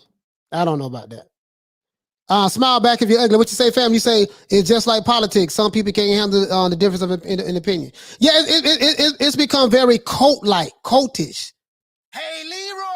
Super chat received. Shout out for Mercy Grace for the super chat. He said, Trevor Bryan, I ain't never she said Trevor Bryan, I never hear really any other channel mention him. Yours is the only one. Yeah, man, Trevor Bryan. Hey, shout out to Trevor Bryan, man. Shout out to Trevor Bryan. You know what I mean? One of the greatest heavyweights of all time. The only American heavyweight champion that we have, Trevor Bryan. I don't need y'all clowning me about my dog neither, man. Do not clown me about my dog. You see what I'm saying? Don't clown me about my dog, man. Hey, man. Don't clown me about my dog, man. You see what I'm saying? Tell Lady Shan, tell AJ to sign the contract.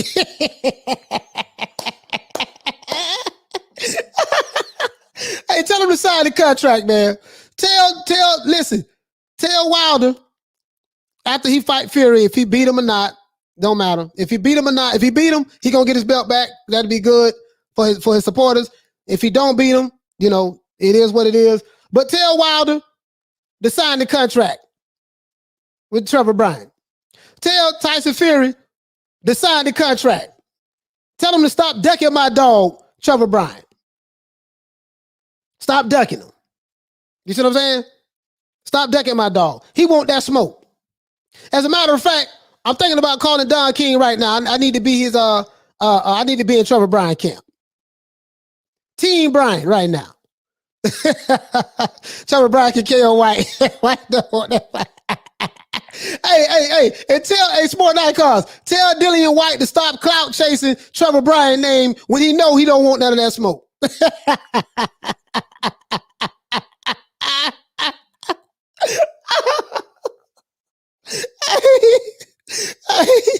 Hey, listen, man. Hey, listen, bro. Dillian White, if you listen to this video, stop clout chasing my dog, Trevor Bryan.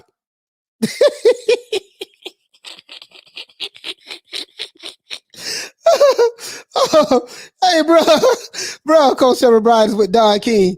He won't make a lot of money in that weight division messing around with Don King, even if he had Anthony Joshua fight, still not going to see the royalties. Yeah, man, we know how Don King get out on the paperwork. Don King got some of the meanest paperwork on the planet. You know what I mean? Get Icons to ask White to sign the contract after White finishes laughing. He will get back to you. Hey, man, listen, man. Hey, hold it, man. Listen, y'all gonna stop clowning my dog, man. See, I be noticing y'all be sneak dissing Trevor Bryan. I don't appreciate that. You sneak dissing my dog. You see what I'm saying? He's the only American heavyweight champion. He's the current American heavyweight champion in the world right now at this moment. And everybody, you guys sneak dissing my dog, man. And I really don't appreciate that. You know I am a fanboy of Trevor Bryan. Trevor Bryan is the only fighter to this day. He is the only fighter that I'm a fanboy of right now. He said, you could be Don King's promoter. Tommy Hill said, you smoking so good. Hey, listen, see, Tommy, you hating, bro. You hating. Trevor Bryan is 21-0, 15 knockouts, undefeated. Facts. I don't care how you slice it. I don't care how you dice it. The man is undefeated. And he is the current WBA American heavyweight champion of the world. And and whether you like it or not, baby, it is what it is. That's all I'm saying. I'm just stating the facts. Could Joe Smith Jr. step up to heavyweight and beat Trevor Bryan though? That's a good question. Joe Smith Jr. Nah, hell no. Man, Trevor Bryan beat the brakes off Joe Smith. Hey, Leroy! Shout out to Y2K. He said you had me dying talking about the light skins yesterday. Hey, listen, man, listen. Please, if you light skin, please do not. I don't want no problem with the light skin community. I really don't, bro. I was just stating. Hold on, DJ say, shout out to DJ. Super chat received. Playtime's over. Shout out to DJ. He said, nah, coach, after Wilder takes Fury head off July 24th, he's going to retire Dillian White. I'm sick of his mouth. Listen. Listen, DJ, if Wilder fights, and let's say Wilder takes beat Tyson Fury on the 24th of July, right? And if Wilder go out to Dillian White, this is proof that he's ducking Trevor Bryan. Hey, DJ, now that's going to be my narrative now. That's what I'm going to push.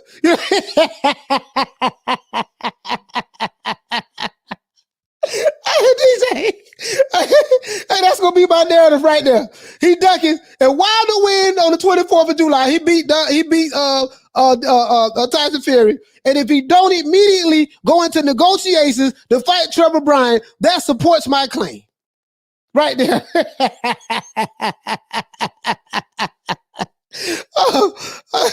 Don King equals master of the Blake contract. Yeah, man. Yeah, man.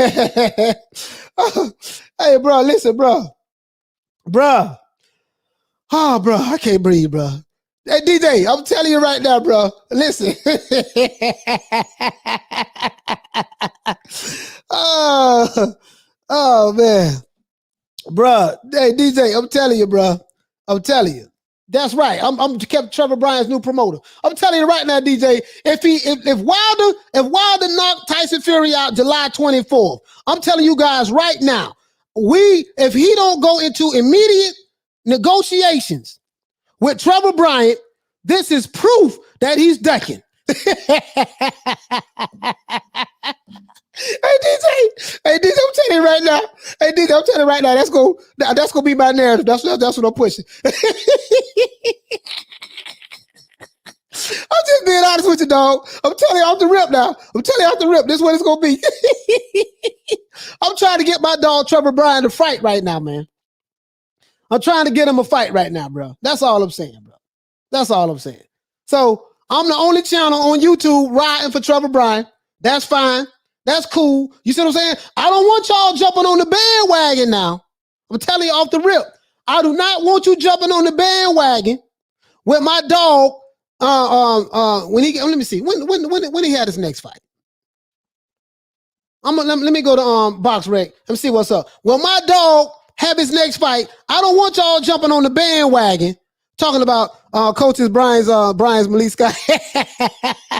Look, I don't want y'all jumping on the bandwagon talking about, yeah, man, I always had faith in Trevor Bryan. You see what I'm saying? Because I'm the only one on YouTube talking about Trevor Bryan. Nobody talking about him. Nobody. Let's see. Y2K. Shout out to the brother Y2K for the super chat. Trevor Bryan is 10 times more skilled than Ali in the ring and fought 10 times more battles than Ali outside the ring. No, go right there. Hey, listen. Now we ain't gonna disrespect the great Muhammad Ali. Let's hit the Ali bell for Muhammad Ali. Nah, but I know you was quoting Malik Scott though. I know you was quoting Malik Scott. You see what I'm saying? I'm telling you right now, dog. Who in boxing right now is talking about Trevor Bryan? Me. That's who. Me. I'm the only one talking about Trevor Bryan. To this day. That's right. I am the only one talking about Trevor Bryan. To this day. That's right. I'm the only one. You see what I'm saying? That's all I'm saying, dog. Shout out to D-Style for the super chat. Hey, Leroy. D-Style boxing. Received. Playtime's over, boy. Let's hit the Ali bell for D-Style boxing. Please subscribe to his channel. You see what I'm saying? I'm telling you, man. The most. Hey, you know how the Alphabet Boy channels, they were saying that King Kong Ortiz is the boogeyman of the heavyweight division. Trevor Bryan is the real boogeyman. Because at least Ortiz, he was able to get a fight with Deontay Wilder. He fought Wilder twice. He fought Malik Scott. You see what I'm saying? At least he was able to get those fights. Man, listen. Trevor Bryan can't even get a fight with those dudes. Can't even get a fight with them. You know what I mean? So that is the definition of being the boogeyman of the heavyweight division. When you can't even get a fight. When I bring up Trevor Bryan's name and people sit back and say who he is, we ain't never heard of him, this is proof that the system is conspiring against my brother. To this day. You see what I'm saying? They're conspiring against my brother. So I have to be the one to bring his name to the forefront so I can make sure that the powers that be in the sport of boxing recognize him. They don't blackball Trevor Bryan in boxing. The man been blackballed. Deontay Wilder able to get fights. Tyson Fury able to get fights. Anthony Joshua able to get fights. Hell, even Jared Anderson, which I think gonna be the next American heavyweight champion of the world, in years to come. He can get fights. All the other heavyweights can get fights, but Trevor Bryan. So what does that tell you? We ain't never heard of him. You know why? Because they done blackballed him. The man been blackballed. You see what I'm saying? So I am a Trevor Bryan fanboy. I'm letting it be known right now. I'm not going to sit here and lie to you guys and say, yo, man, you know, I'm unbiased when it comes to Trevor Bryan. I am biased when it comes to Trevor Bryan. I'm admitting that I am a Trevor Bryan fanboy. That's the only fighter currently in the sport of boxing at 47 years old, right? At 47 years old, I am professing my fanboyism.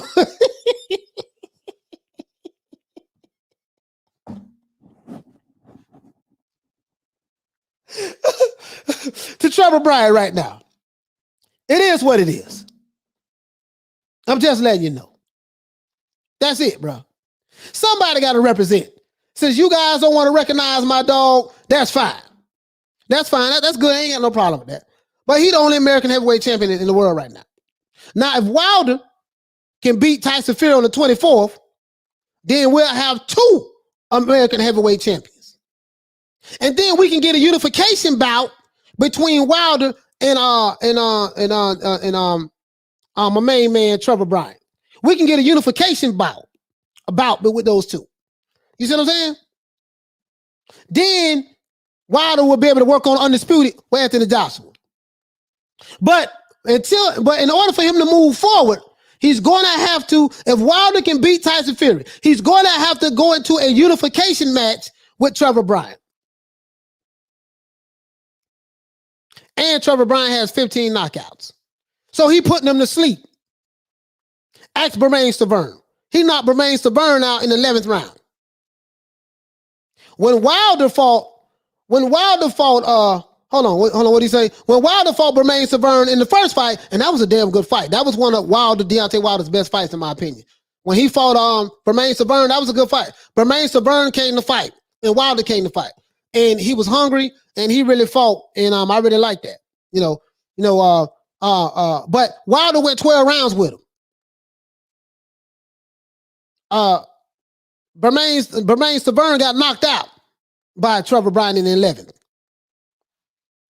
Right here, right here in Miami, in Hollywood, at the Hard Rock Hotel. Coach Daniel Dutterhead Dubois is now number 1 in the WBA. So I'm wondering if that means he's number 1 behind.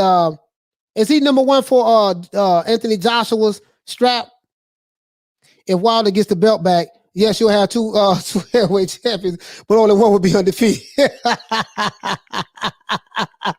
Hey, listen, bro. I'm working my magic right now, guys. I'm working my magic right now. What we're going to do, I'm going to get my dog Trevor Bryan. We gonna listen. He's going to fight somebody else this year. When he have a fight, we are going to have a watch party. And so for all you guys who don't know who Trevor Bryan is, we're going to have a watch party so you guys can see a master at work in the ring. You are going to see a master at work in the ring. Hold on. What you said? Facts. What you say? Let's see. Hector Garcia say Trevor Bryan going to be undisputed champion by next year. Hey, that what Blue say? Facts. And so because he say facts, I mean it's facts. That make it true. Oh boy, hey, facts. Trevor Bryan. You see what I'm saying? Yeah, man, I'm trying to tell you, bro. Right now, I'm working on that right now. I'm working on that. I'm gonna get my dog Trevor Bryan. I'm working on getting him his next fight this year. When he have a fight, we're going to have a watch party. And you guys going to see a master at work. Telling you, bro. Then when you see him fight, then you guys will understand why all the top heavyweights ducking him. To the point to where they don't even want to say his name. They don't even want to say his name. You see what I'm saying? So I'm letting you guys know, man, what time it is. Because if you can say Bryan to us without laughing.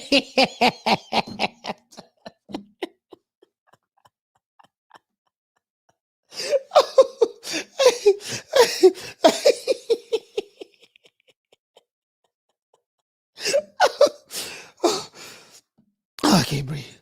Okay. Jethro said, yep, he's our king. Hey, Daddy. Hey, listen, he say, hey, Donnie say, He just went 11 rounds with Stevens. No, Bermain Stavern. Yeah, Stavern, not Steven Stavern. Yeah, man. Stavern came to fight that night, though. He came to fight, bro. He came to fight, man. You know what I mean? You gotta understand, man. You don't know the talent. You don't know the talent level in the heavyweight division, bro. Listen, this is my top five. This is my top five heavyweights right now. We only got 2 undefeated heavyweight champions right now. I want you guys to understand that. We only have 2 undefeated heavyweight champions right now. Tyson Fury and Trevor Bryan. These are currently the only 2 undefeated heavyweight champions in the sport of boxing right now. Facts. Facts. We only have 2 undefeated champions in the sport of boxing right now. Facts. You can't argue that. You see what I'm saying? We only have 2 undefeated heavyweight champions in boxing right now. It's Tyson Fury and Trevor Bryan. So my top 5 heavyweights right now. Number 1, Trevor Bryan. Number 2, Tyson Fury. Number 3, Anthony Joshua. Number 4, Deontay Wilder. And number 5, damn, who number 5 would be? Would that be Dillian White? Damn, let me see. Who number 5 would be, guys? I don't know. Who number 5 would be? It's out of Dillian White. I'm gonna say number 5 gonna be Dillian White. I'm gonna say number 5 gonna be Dillian White. So Trevor Bryan, number 1. Because he undefeated, he has no draws. Tyson Fury has a draw on his record. So Tyson Fury, number 2. Joshua, he unified champion. He number 3. Deontay Wilder, number 4. And if Wilder beat Fury, then he can switch. You know, he can probably switch, take Fury's spot, right? And I got Dylan. Well, I think I said Dillian White, number 5. What you say? Mad Dog? You say Ruiz, Andy Ruiz, because he had 3 belts. Okay, I can go for that. I can go for Andy Ruiz or Joe Joyce or any one of those guys. But that's my top 5 right there, bro. That's my top 5 right there. You see what I'm saying? I'm just letting you know. That's my top 5. That's my top 5. Top 5, dead or alive. You see what I'm saying? That's my top 5, dead or alive right now. Current heavyweight champions of the world right now. We only have 2 undefeated heavyweight champions, and one of them is Trevor. He's an American heavyweight champion. His name is Trevor Bryan. That's right. When my dog fight again, as a matter of fact, let's look up Box Rec. Let's look up Trevor Bryan. Does he have any? I want to see, does he have any upcoming fights coming up? But I want you guys to get excited about our champion.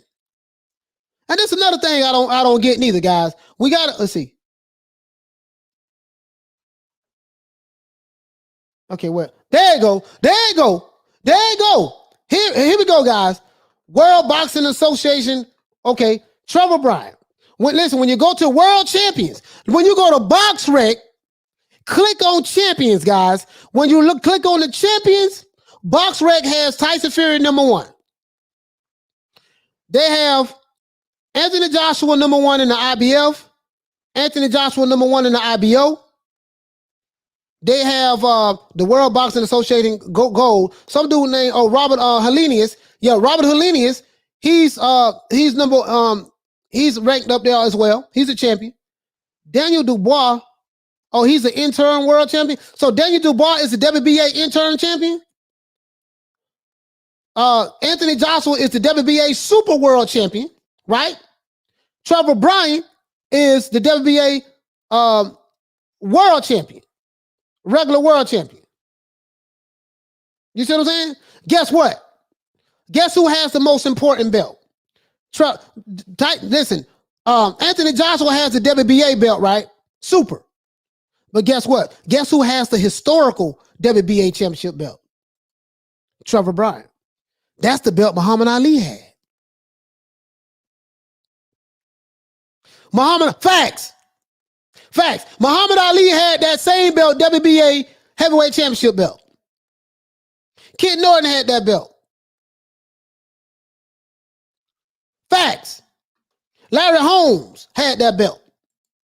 So in my eyes, the WBA regular championship belt has more importance and authority over Anthony Joshua's super WBA belt. You want to know why? Because the regular belt has historical value. Throughout the history of boxing, that belt, some great champions had that belt. Hey, what you say, Shane? You said Kid Norton and Holmes at WBC, but hold on, wasn't on Larry? Hey, Blood, wasn't Larry Holmes undefeated before? I mean, not undefeated, undisputed.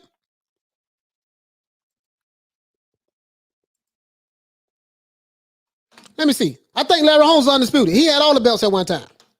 Larry Holmes did. The regular was the belt before the super came out. The super came out, what, 2000, 2001, somewhere around that time? The super is only like 20 years old. The super is only like 20 years old. That's it. WBA had that belt. The WBA regular was the top belt.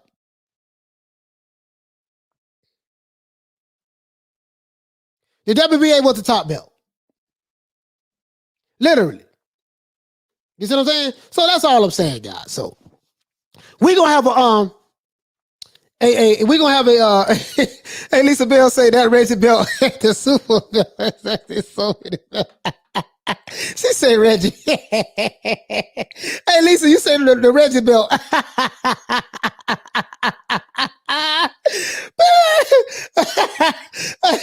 Hey, listen. Oh man, listen. Hold on, what you say? You say, Coach, I hear that when Bryan fought Tavern, Big Trevor had 200-pound costume on. Hey, listen, if you want to see some great boxing, as a matter of fact, this is what we're gonna do, guys. This is what we're gonna, you guys, you know, I mean, I wanna, you know, let's see. We're gonna look my dog. I'm gonna drop the link in the description so you guys can see some great boxing.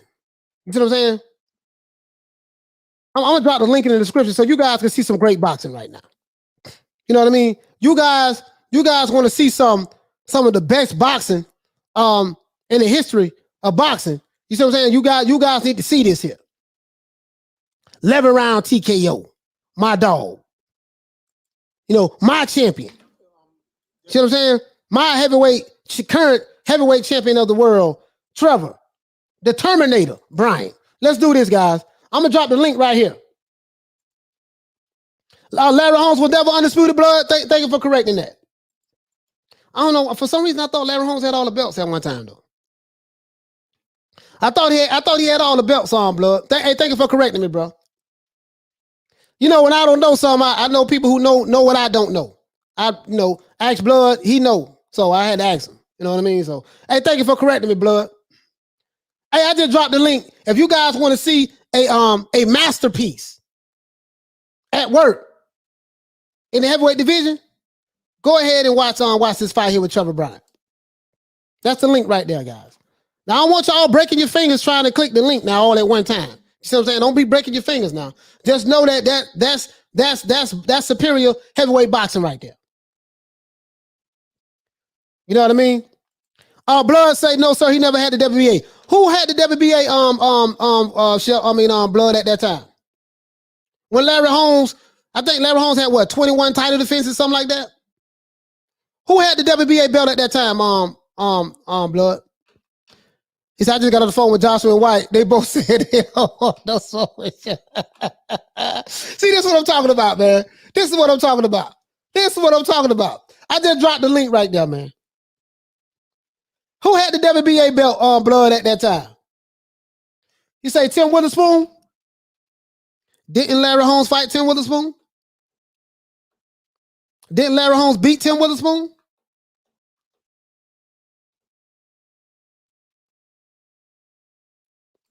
So you said Big John Tate and then Mike Weaver. Wow. Man, bro, I can't. Okay. All right, let's see. Let's see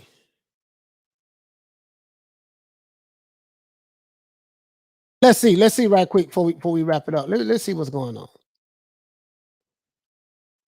Let's see. Holmes had the WBC, the IBF. Damn, Holmes had 75 fights, 69 wins, 44 by KO, and 6 losses. Damn. Man, listen, Larry Holmes had the baddest jab probably that I've ever seen in the sport of boxing, bro. I'm just being honest with you. Damn. Bruh. Oh, yeah, Mike Tyson had the WBA. Mike Tyson had the WBA. Damn, Larry Holmes had 21 title defenses, I think. 1, 2, 3, 4, 5, 6, 7, 8, 9, 10, 11, 12, 13, 14, 15, 16, 17, 18, 19, 20, 21. This man had 21 successful title defenses. Bruh. No, he never had the WBA. Thanks for correcting me, Blood. Thanks for correcting me, Blood. Bruh. Big John Tate was a bad boy, too. The man had 21 title defenses successfully. Larry Holmes. But anyways, best jab I ever seen in boxing was Larry Holmes. I'm just being honest with you. I'm just being honest with you, bro. Larry Holmes, bro. Listen, Larry Holmes is one of the greatest heavyweights of all time. I'm saying when you talk about Joe Louis, when you talk about Ken Norton, when you talk not Ken Norton, when you talk about Joe Louis, when you talk about Sonny Liston, when you talk about Rocky Marciano, Jack Dempsey, Jack Johnson, Larry Holmes is right there. Literally, he's right there. And with that jab, he would give anybody the business. I don't give a damn who it was. Literally, Larry Holmes. And they don't, when they talk about the greats, they don't really talk about Larry like that, bro. Larry fought every goddamn body. Larry had 5 fights in 1 year one time.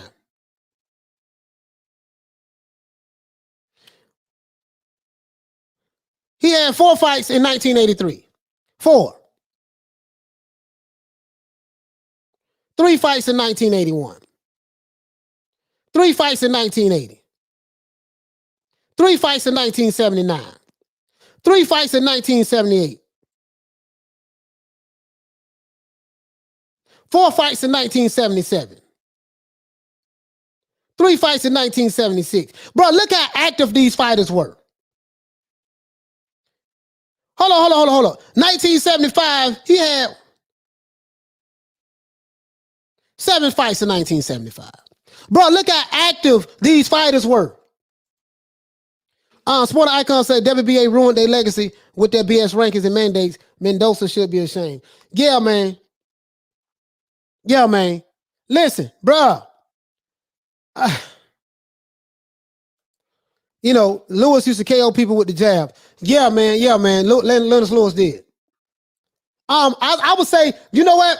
Larry Holmes had better footwork than Lennox Lewis, though. Lennox Lewis was more of a flat-footed fighter, but he was big. Lennox Lewis was big. Listen, Lennox Lewis was one of the greats. Don't get me wrong. Lennox Lewis is a bad boy.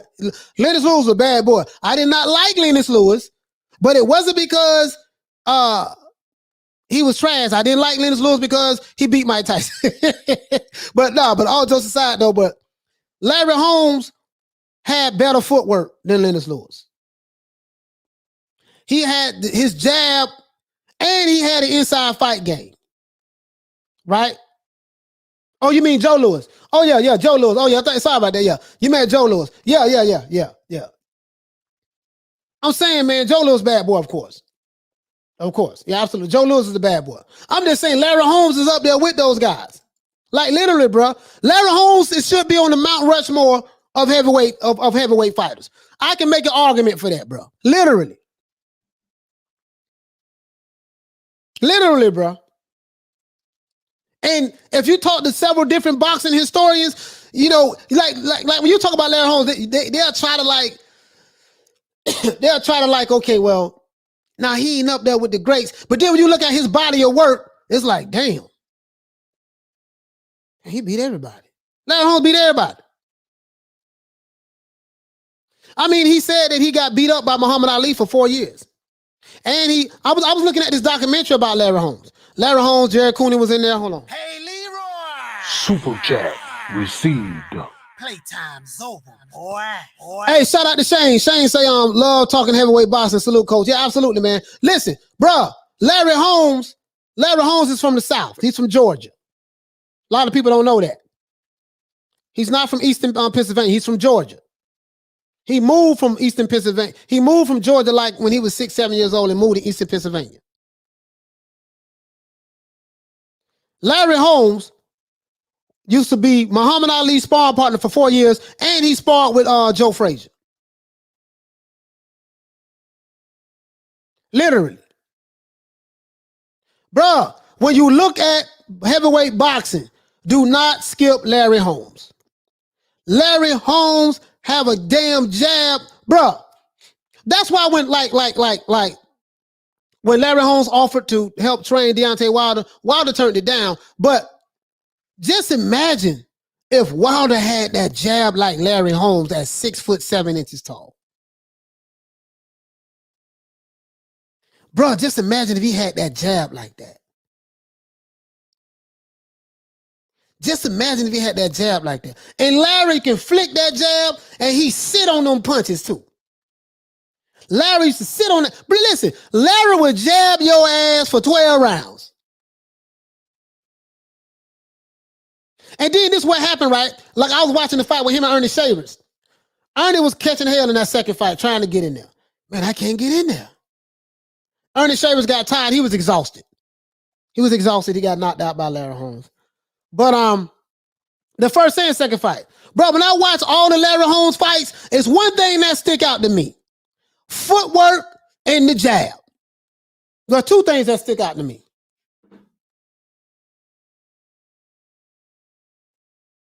Footwork and his jab.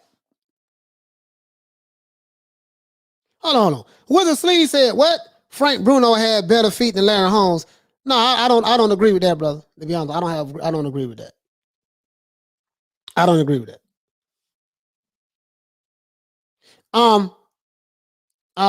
Larry Holmes, footwork and the jab.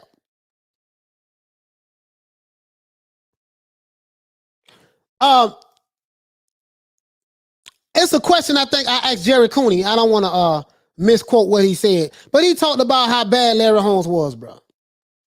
That damn jab, bro. That damn jab. That jab's something serious, bro. Wizard Sleeve said that Bruno had a better footwork than Larry Holmes. Bro, you clearly don't know nothing about Larry Holmes. He don't. Larry Holmes had fluidity. Larry Holmes had a high boxing IQ. Larry Holmes had a mean right hand. He had a stinging right hand. Larry Holmes understood, I'm gonna frustrate your ass with this jab. I'm gonna hit you with this jab so many damn times. And then what's to happen when you're getting beat like that just with a jab, and then Larry Holmes will come on the inside. He was a good body puncher as well. And he had nice uppercut. He had an all-around fight boxing game, bro. I had to go back and look at, when he fought Ken Norton, when he fought Shavers 1 and 2. I didn't look at the Ali. The Ali was washed up at that time. But I'm just saying, bro, when you sit back, bro, I'm sitting back. Look, I'm looking at this dude. Looking at when he fought Norton. Looking at when he fought Shavers. I'm looking at when he fought Leroy Jones. I'm looking at when Larry Holmes fought Trevor Burbick. Looking at when Larry Holmes beat Leon Spinks. Looking at when he stopped Jerry Cooney in the 13th round. Salute to Larry Cooney and Jerry Cooney. Looking at when he beat Tim Witherspoon. Looking at when he beat Marvis Frazier. Carl the Truth Williams.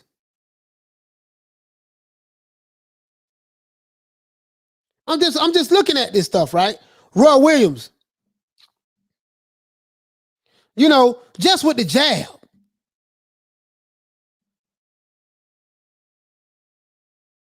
Bro, I'm telling you, bro, that man had the best left jab I've ever seen. Now, Sonny Liston had a mean jab too, though.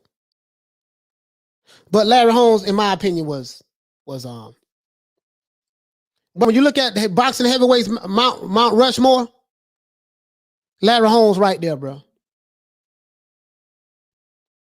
And even if you try to discredit Holmes and say, "Oh man, Larry Holmes ain't up there," I could think of some other fighters that could be up there better than him. And then you look at what he did, his accomplishments in his resume, and you just look at the fights, you'll be like, damn. Shout out to Larry Holmes, man. Shout out to Larry Holmes, bro. Larry Holmes was the real deal Holyfield. Literally. Real deal Holyfield, bro. And, you know, I ain't mean to just go on this tangent about Larry Holmes, but I'm just saying, I was just watching some footage on it. And I'm like, bro, like this dude here was a mother. And I say, if Wilder had a jab like that, and he's 6'7", but you got to have the footwork with it as well, too. Larry Holmes had real good footwork. You got to have the footwork with it as well. King KO, what you say, fam? You say Larry Holmes is top 5 heavyweight all time. Hey, you know what? I got to say facts on that. Top 5 heavyweight all time. Larry Holmes, he's in the top 5. It'd be hard for anybody to argue that. It'd be hard for anybody to argue that, bro. Like literally. It'd be real hard for anybody to argue that Larry Holmes top 5. Now you can make a good top 10, but it'll be hard, bro. Bro, listen, he say, man, I got my ass kicked by Ali for 4 years in a row. For 4 years. He had a better jab than Ali. Larry Holmes did. And that's all respect to the great Muhammad Ali. I'm going to tell you why I say that. No disrespect to the great Muhammad Ali. You guys know I never disrespect Muhammad Ali. You know that. But I'm saying Larry Holmes sat on that jab. He learned it from Ali, but I think Larry Holmes perfected it. Larry Holmes punched through you with that jab. Larry Holmes is hurting people with the jab. Now, of course, Ali was a little bit more athletic and, had more hand speed and stuff like that. But you get what I'm saying, though. Just look at the Larry Holmes jab, bro. What you say? Sonny Liston was only 215 pounds. He monster back then.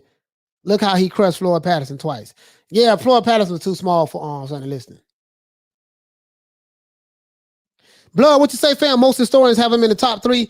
Yeah, man, it's gonna be. I mean, of course, I know top 5, top 3. Blood, it's real subjective, and it's all about who you like and stuff like that.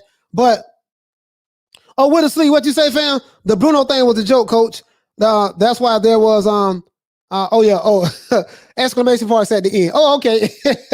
Okay, I thought you was serious. I thought you was serious.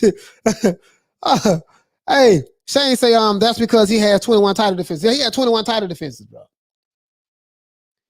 Bon Scott say Foreman had a great jab. Foreman,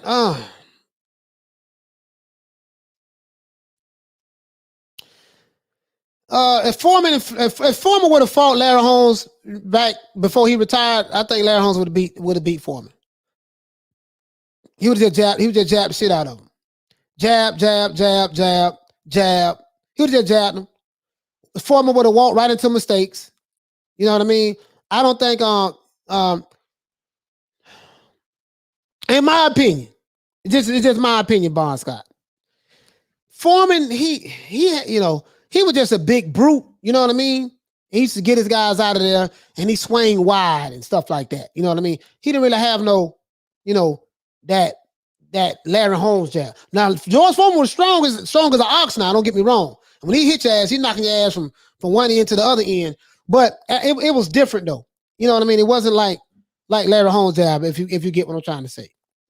I was watching and Larry Holmes jab was quick. He pop, pop, pop. And this what used to get me with Larry Holmes. he will punch you with the jab in the 9th and 10th round with the same speed and velocity with the way how he did it in the 1st and 2nd round. Normally when people fight over time, you know what I mean, they get wore down and they don't throw it with the same speed.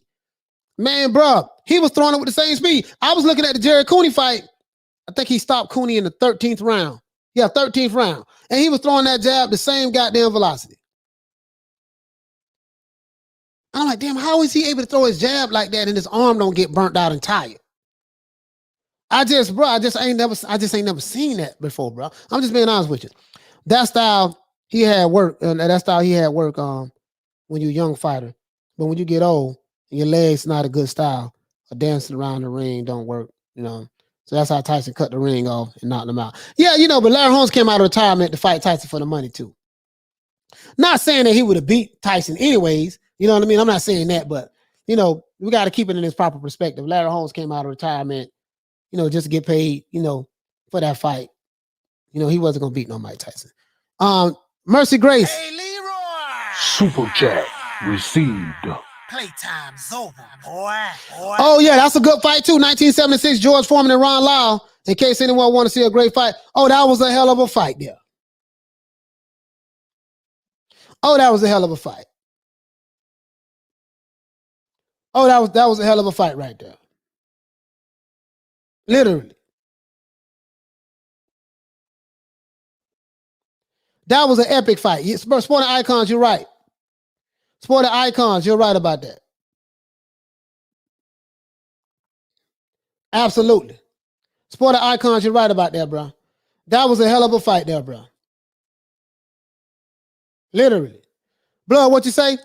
He stopped Osi Ocasio with the jab. Yeah, listen, bro. Just imagine, like, if Wilder had that jab, pop, pop, pop, because them jabs you able to, you know, Larry go to the head, he'll jab it to the body. He'll go to the head, he'll jab it to the body. You see what I'm saying? Go to the head. He hit you with that little left hook. You come in there, pop, he dropped that right hand on you, give you something to think about, and then he'll reset and do it all over again. And what I liked about Larry Holmes was he was very determined with the jab. He threw the jab with conviction, and he was very he stuck to the game plan. Look, we just gonna jab him. You ain't gotta do nothing but jab him. And then when you constantly getting jab, jab, jab, and you behind in fights, now it forces the fighter who's losing because he getting jabbed to death to try a junkie stunt. This is what we saying in Florida. Oh, he trying an old junkie stunt.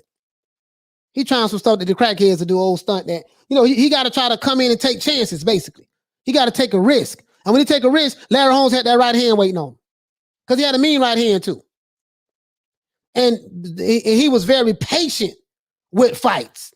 What I mean by that is he didn't get too carried away. He said, if the jab working, I ain't finna do that. I'm just jab shit out of him, jab, jab, jab, jab, jab. And if he get too close, drop the right hand on him, then move.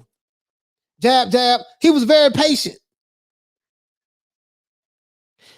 Sporting Icon said Wilder has a very good jab. He just don't use it much. And I don't really, you know what I mean? Like, if Malik Scott can get him to throw that jab with conviction and sit on that punch, that'll help him a lot. Because he's 6'7".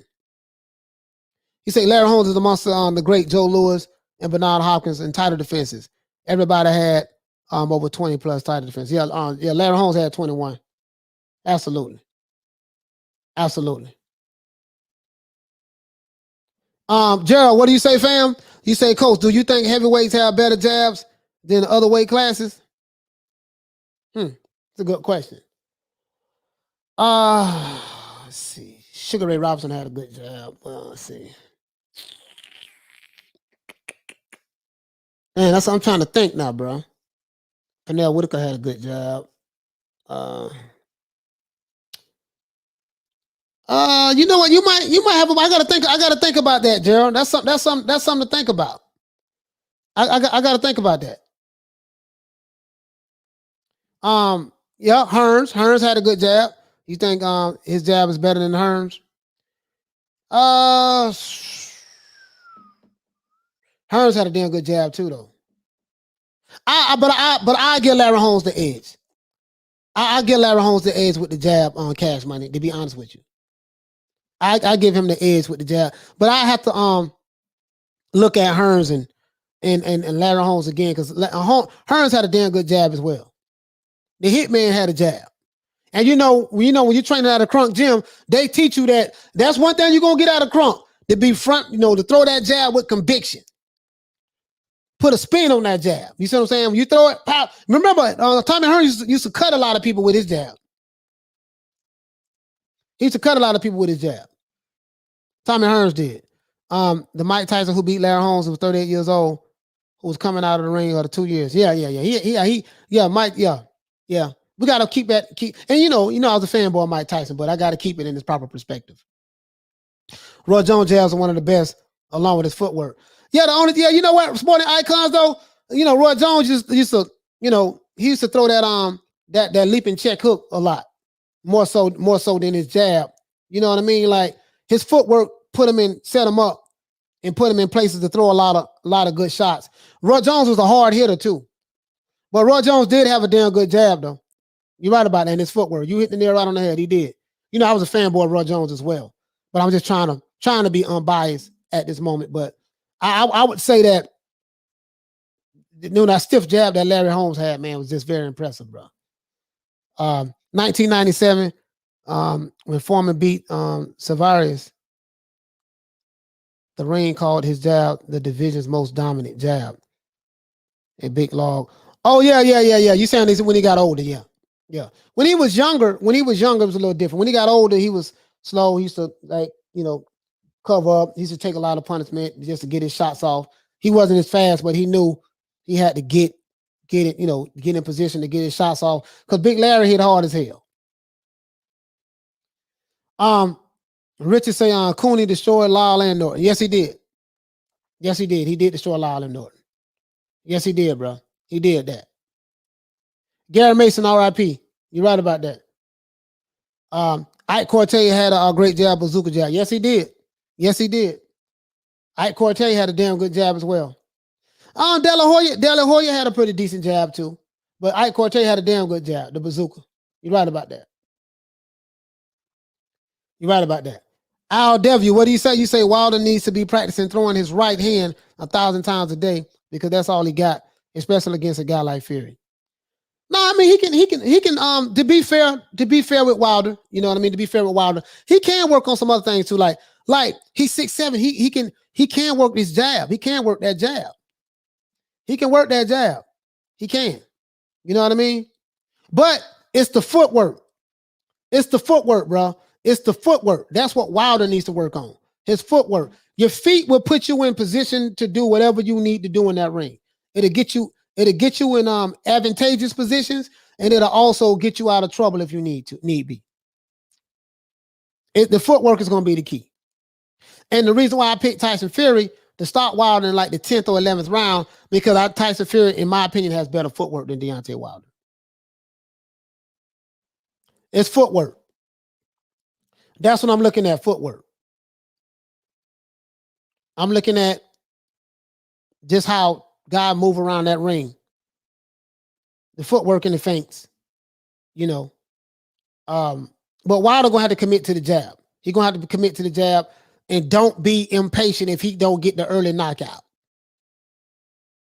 Don't be impatient if he don't get the early. If I can't get him out of there in the first round or the second round or the third round, he can't get impatient. He gotta look at Larry Holmes, study, and stick to the game plan. If Malik Scott can get him to do that, it's gonna be a very interesting fight. I just don't think Malik Scott gonna be able to pull it off. Because I know Wilder want to get Tyson Fury out of there, knock him out quick. And if he can't knock him out quick, then then what? What was the name of the Jamaican that devastating left hook? He fought Mike Tyson and others. I could make sure. Left hook? No, he had a left hook, and I think he had a I don't know if you're talking about Razor Ruddock. Razor Ruddock had a mean uppercut too. He had a mean uppercut too. I wonder if you're talking about Razor Ruddock. I watched both Fury fights with my son's brother and brother. And we're looking forward to the third fight also. Both guys know they have to push each other back. It's going to be, they know that. They know that. Yeah, they know that. They know they're gonna have to do that.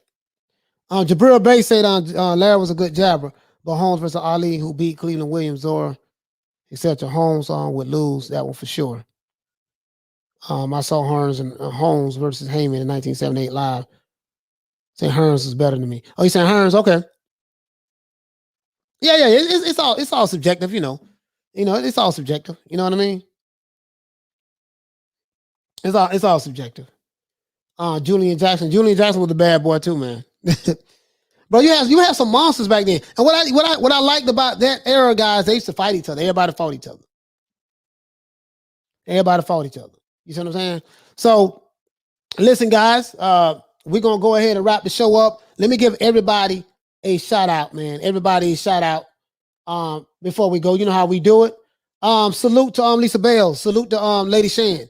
Salute to Carmen Serene, who was on. Salute to Anna Lee. Salute to Retro Boxing and Documentaries, my brother Blood.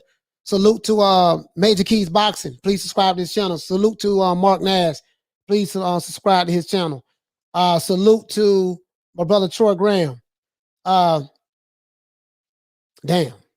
Shoot. Bro, I gotta start writing stuff down. Oh yeah, salute the Sporting Icons. Salute the Sporting Icons. Salute on the Punch Drunk Boxing. Salute to my brother DJ. He represent Wilder very well, and I got much love for DJ. And this is all our sincerity.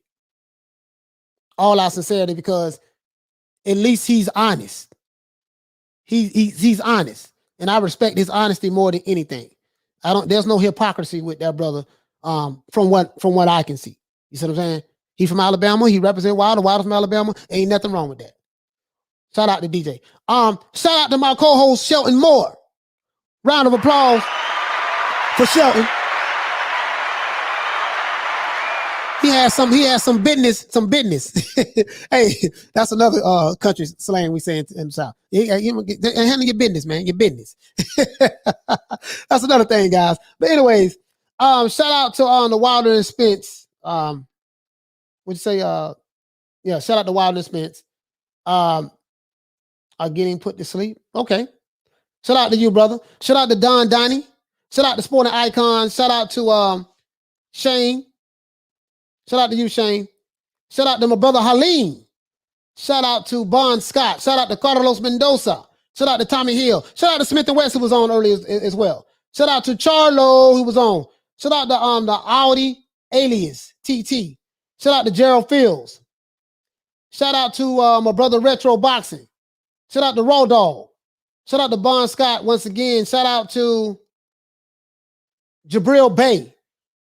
Shout out to Sporting Icon. Shout out to Tommy Hill. Shout out to, who else we have? Gerald Fields. Shout out to Cash Money. Shout out to Michael Doyle.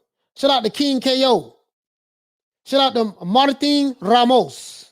Shout out to Hyphy. Oye, es un placer conocerlo, mi hermano.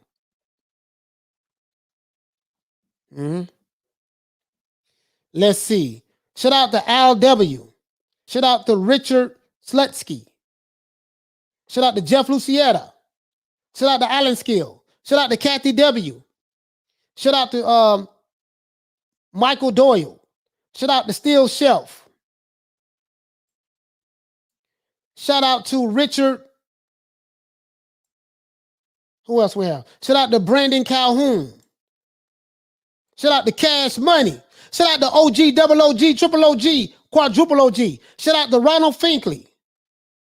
Shout out to my brother Toon. He wasn't here today, but shout out to him. And shout out to my brother Bold. He wasn't here today. And shout out to Exclusive. My brother wasn't here today, but shout out to him as well. Shout out to Jeff Lucietta. Shout out to Roth. Shout out to Ryan Thompson. Shout out to Triple X. Shout out to G-Man. Shout out to Michael Doyle. Shout out to Steel Shelf. Shout out to Jim Jedi Gremlin. Shout out to Steve in the UK. Shout out to Dr. Hook. Who else we have? Shout out to Graham Taylor. Shout out to Alchemist 73. Shout out to Lady Shan once again. Please subscribe to her YouTube channel. Please subscribe to Lady Shan YouTube channel. Please subscribe to Sporting Icons. Please subscribe to Blood Boxing and Retro Documentaries, 2 different channels. Please subscribe to Mark Nash. Please subscribe to Major Key Boxing. They doing some major things over there, bro. Major Key is the right name. Shout out to and brother called me this morning, man. He called me this morning. Punch Drunk. Shout out to Punch Drunk Boxing as well. Shout out to Bill Wall. Shout out to Joe B. Shout out to GB Guthrie. Shout out to Mad Dog H.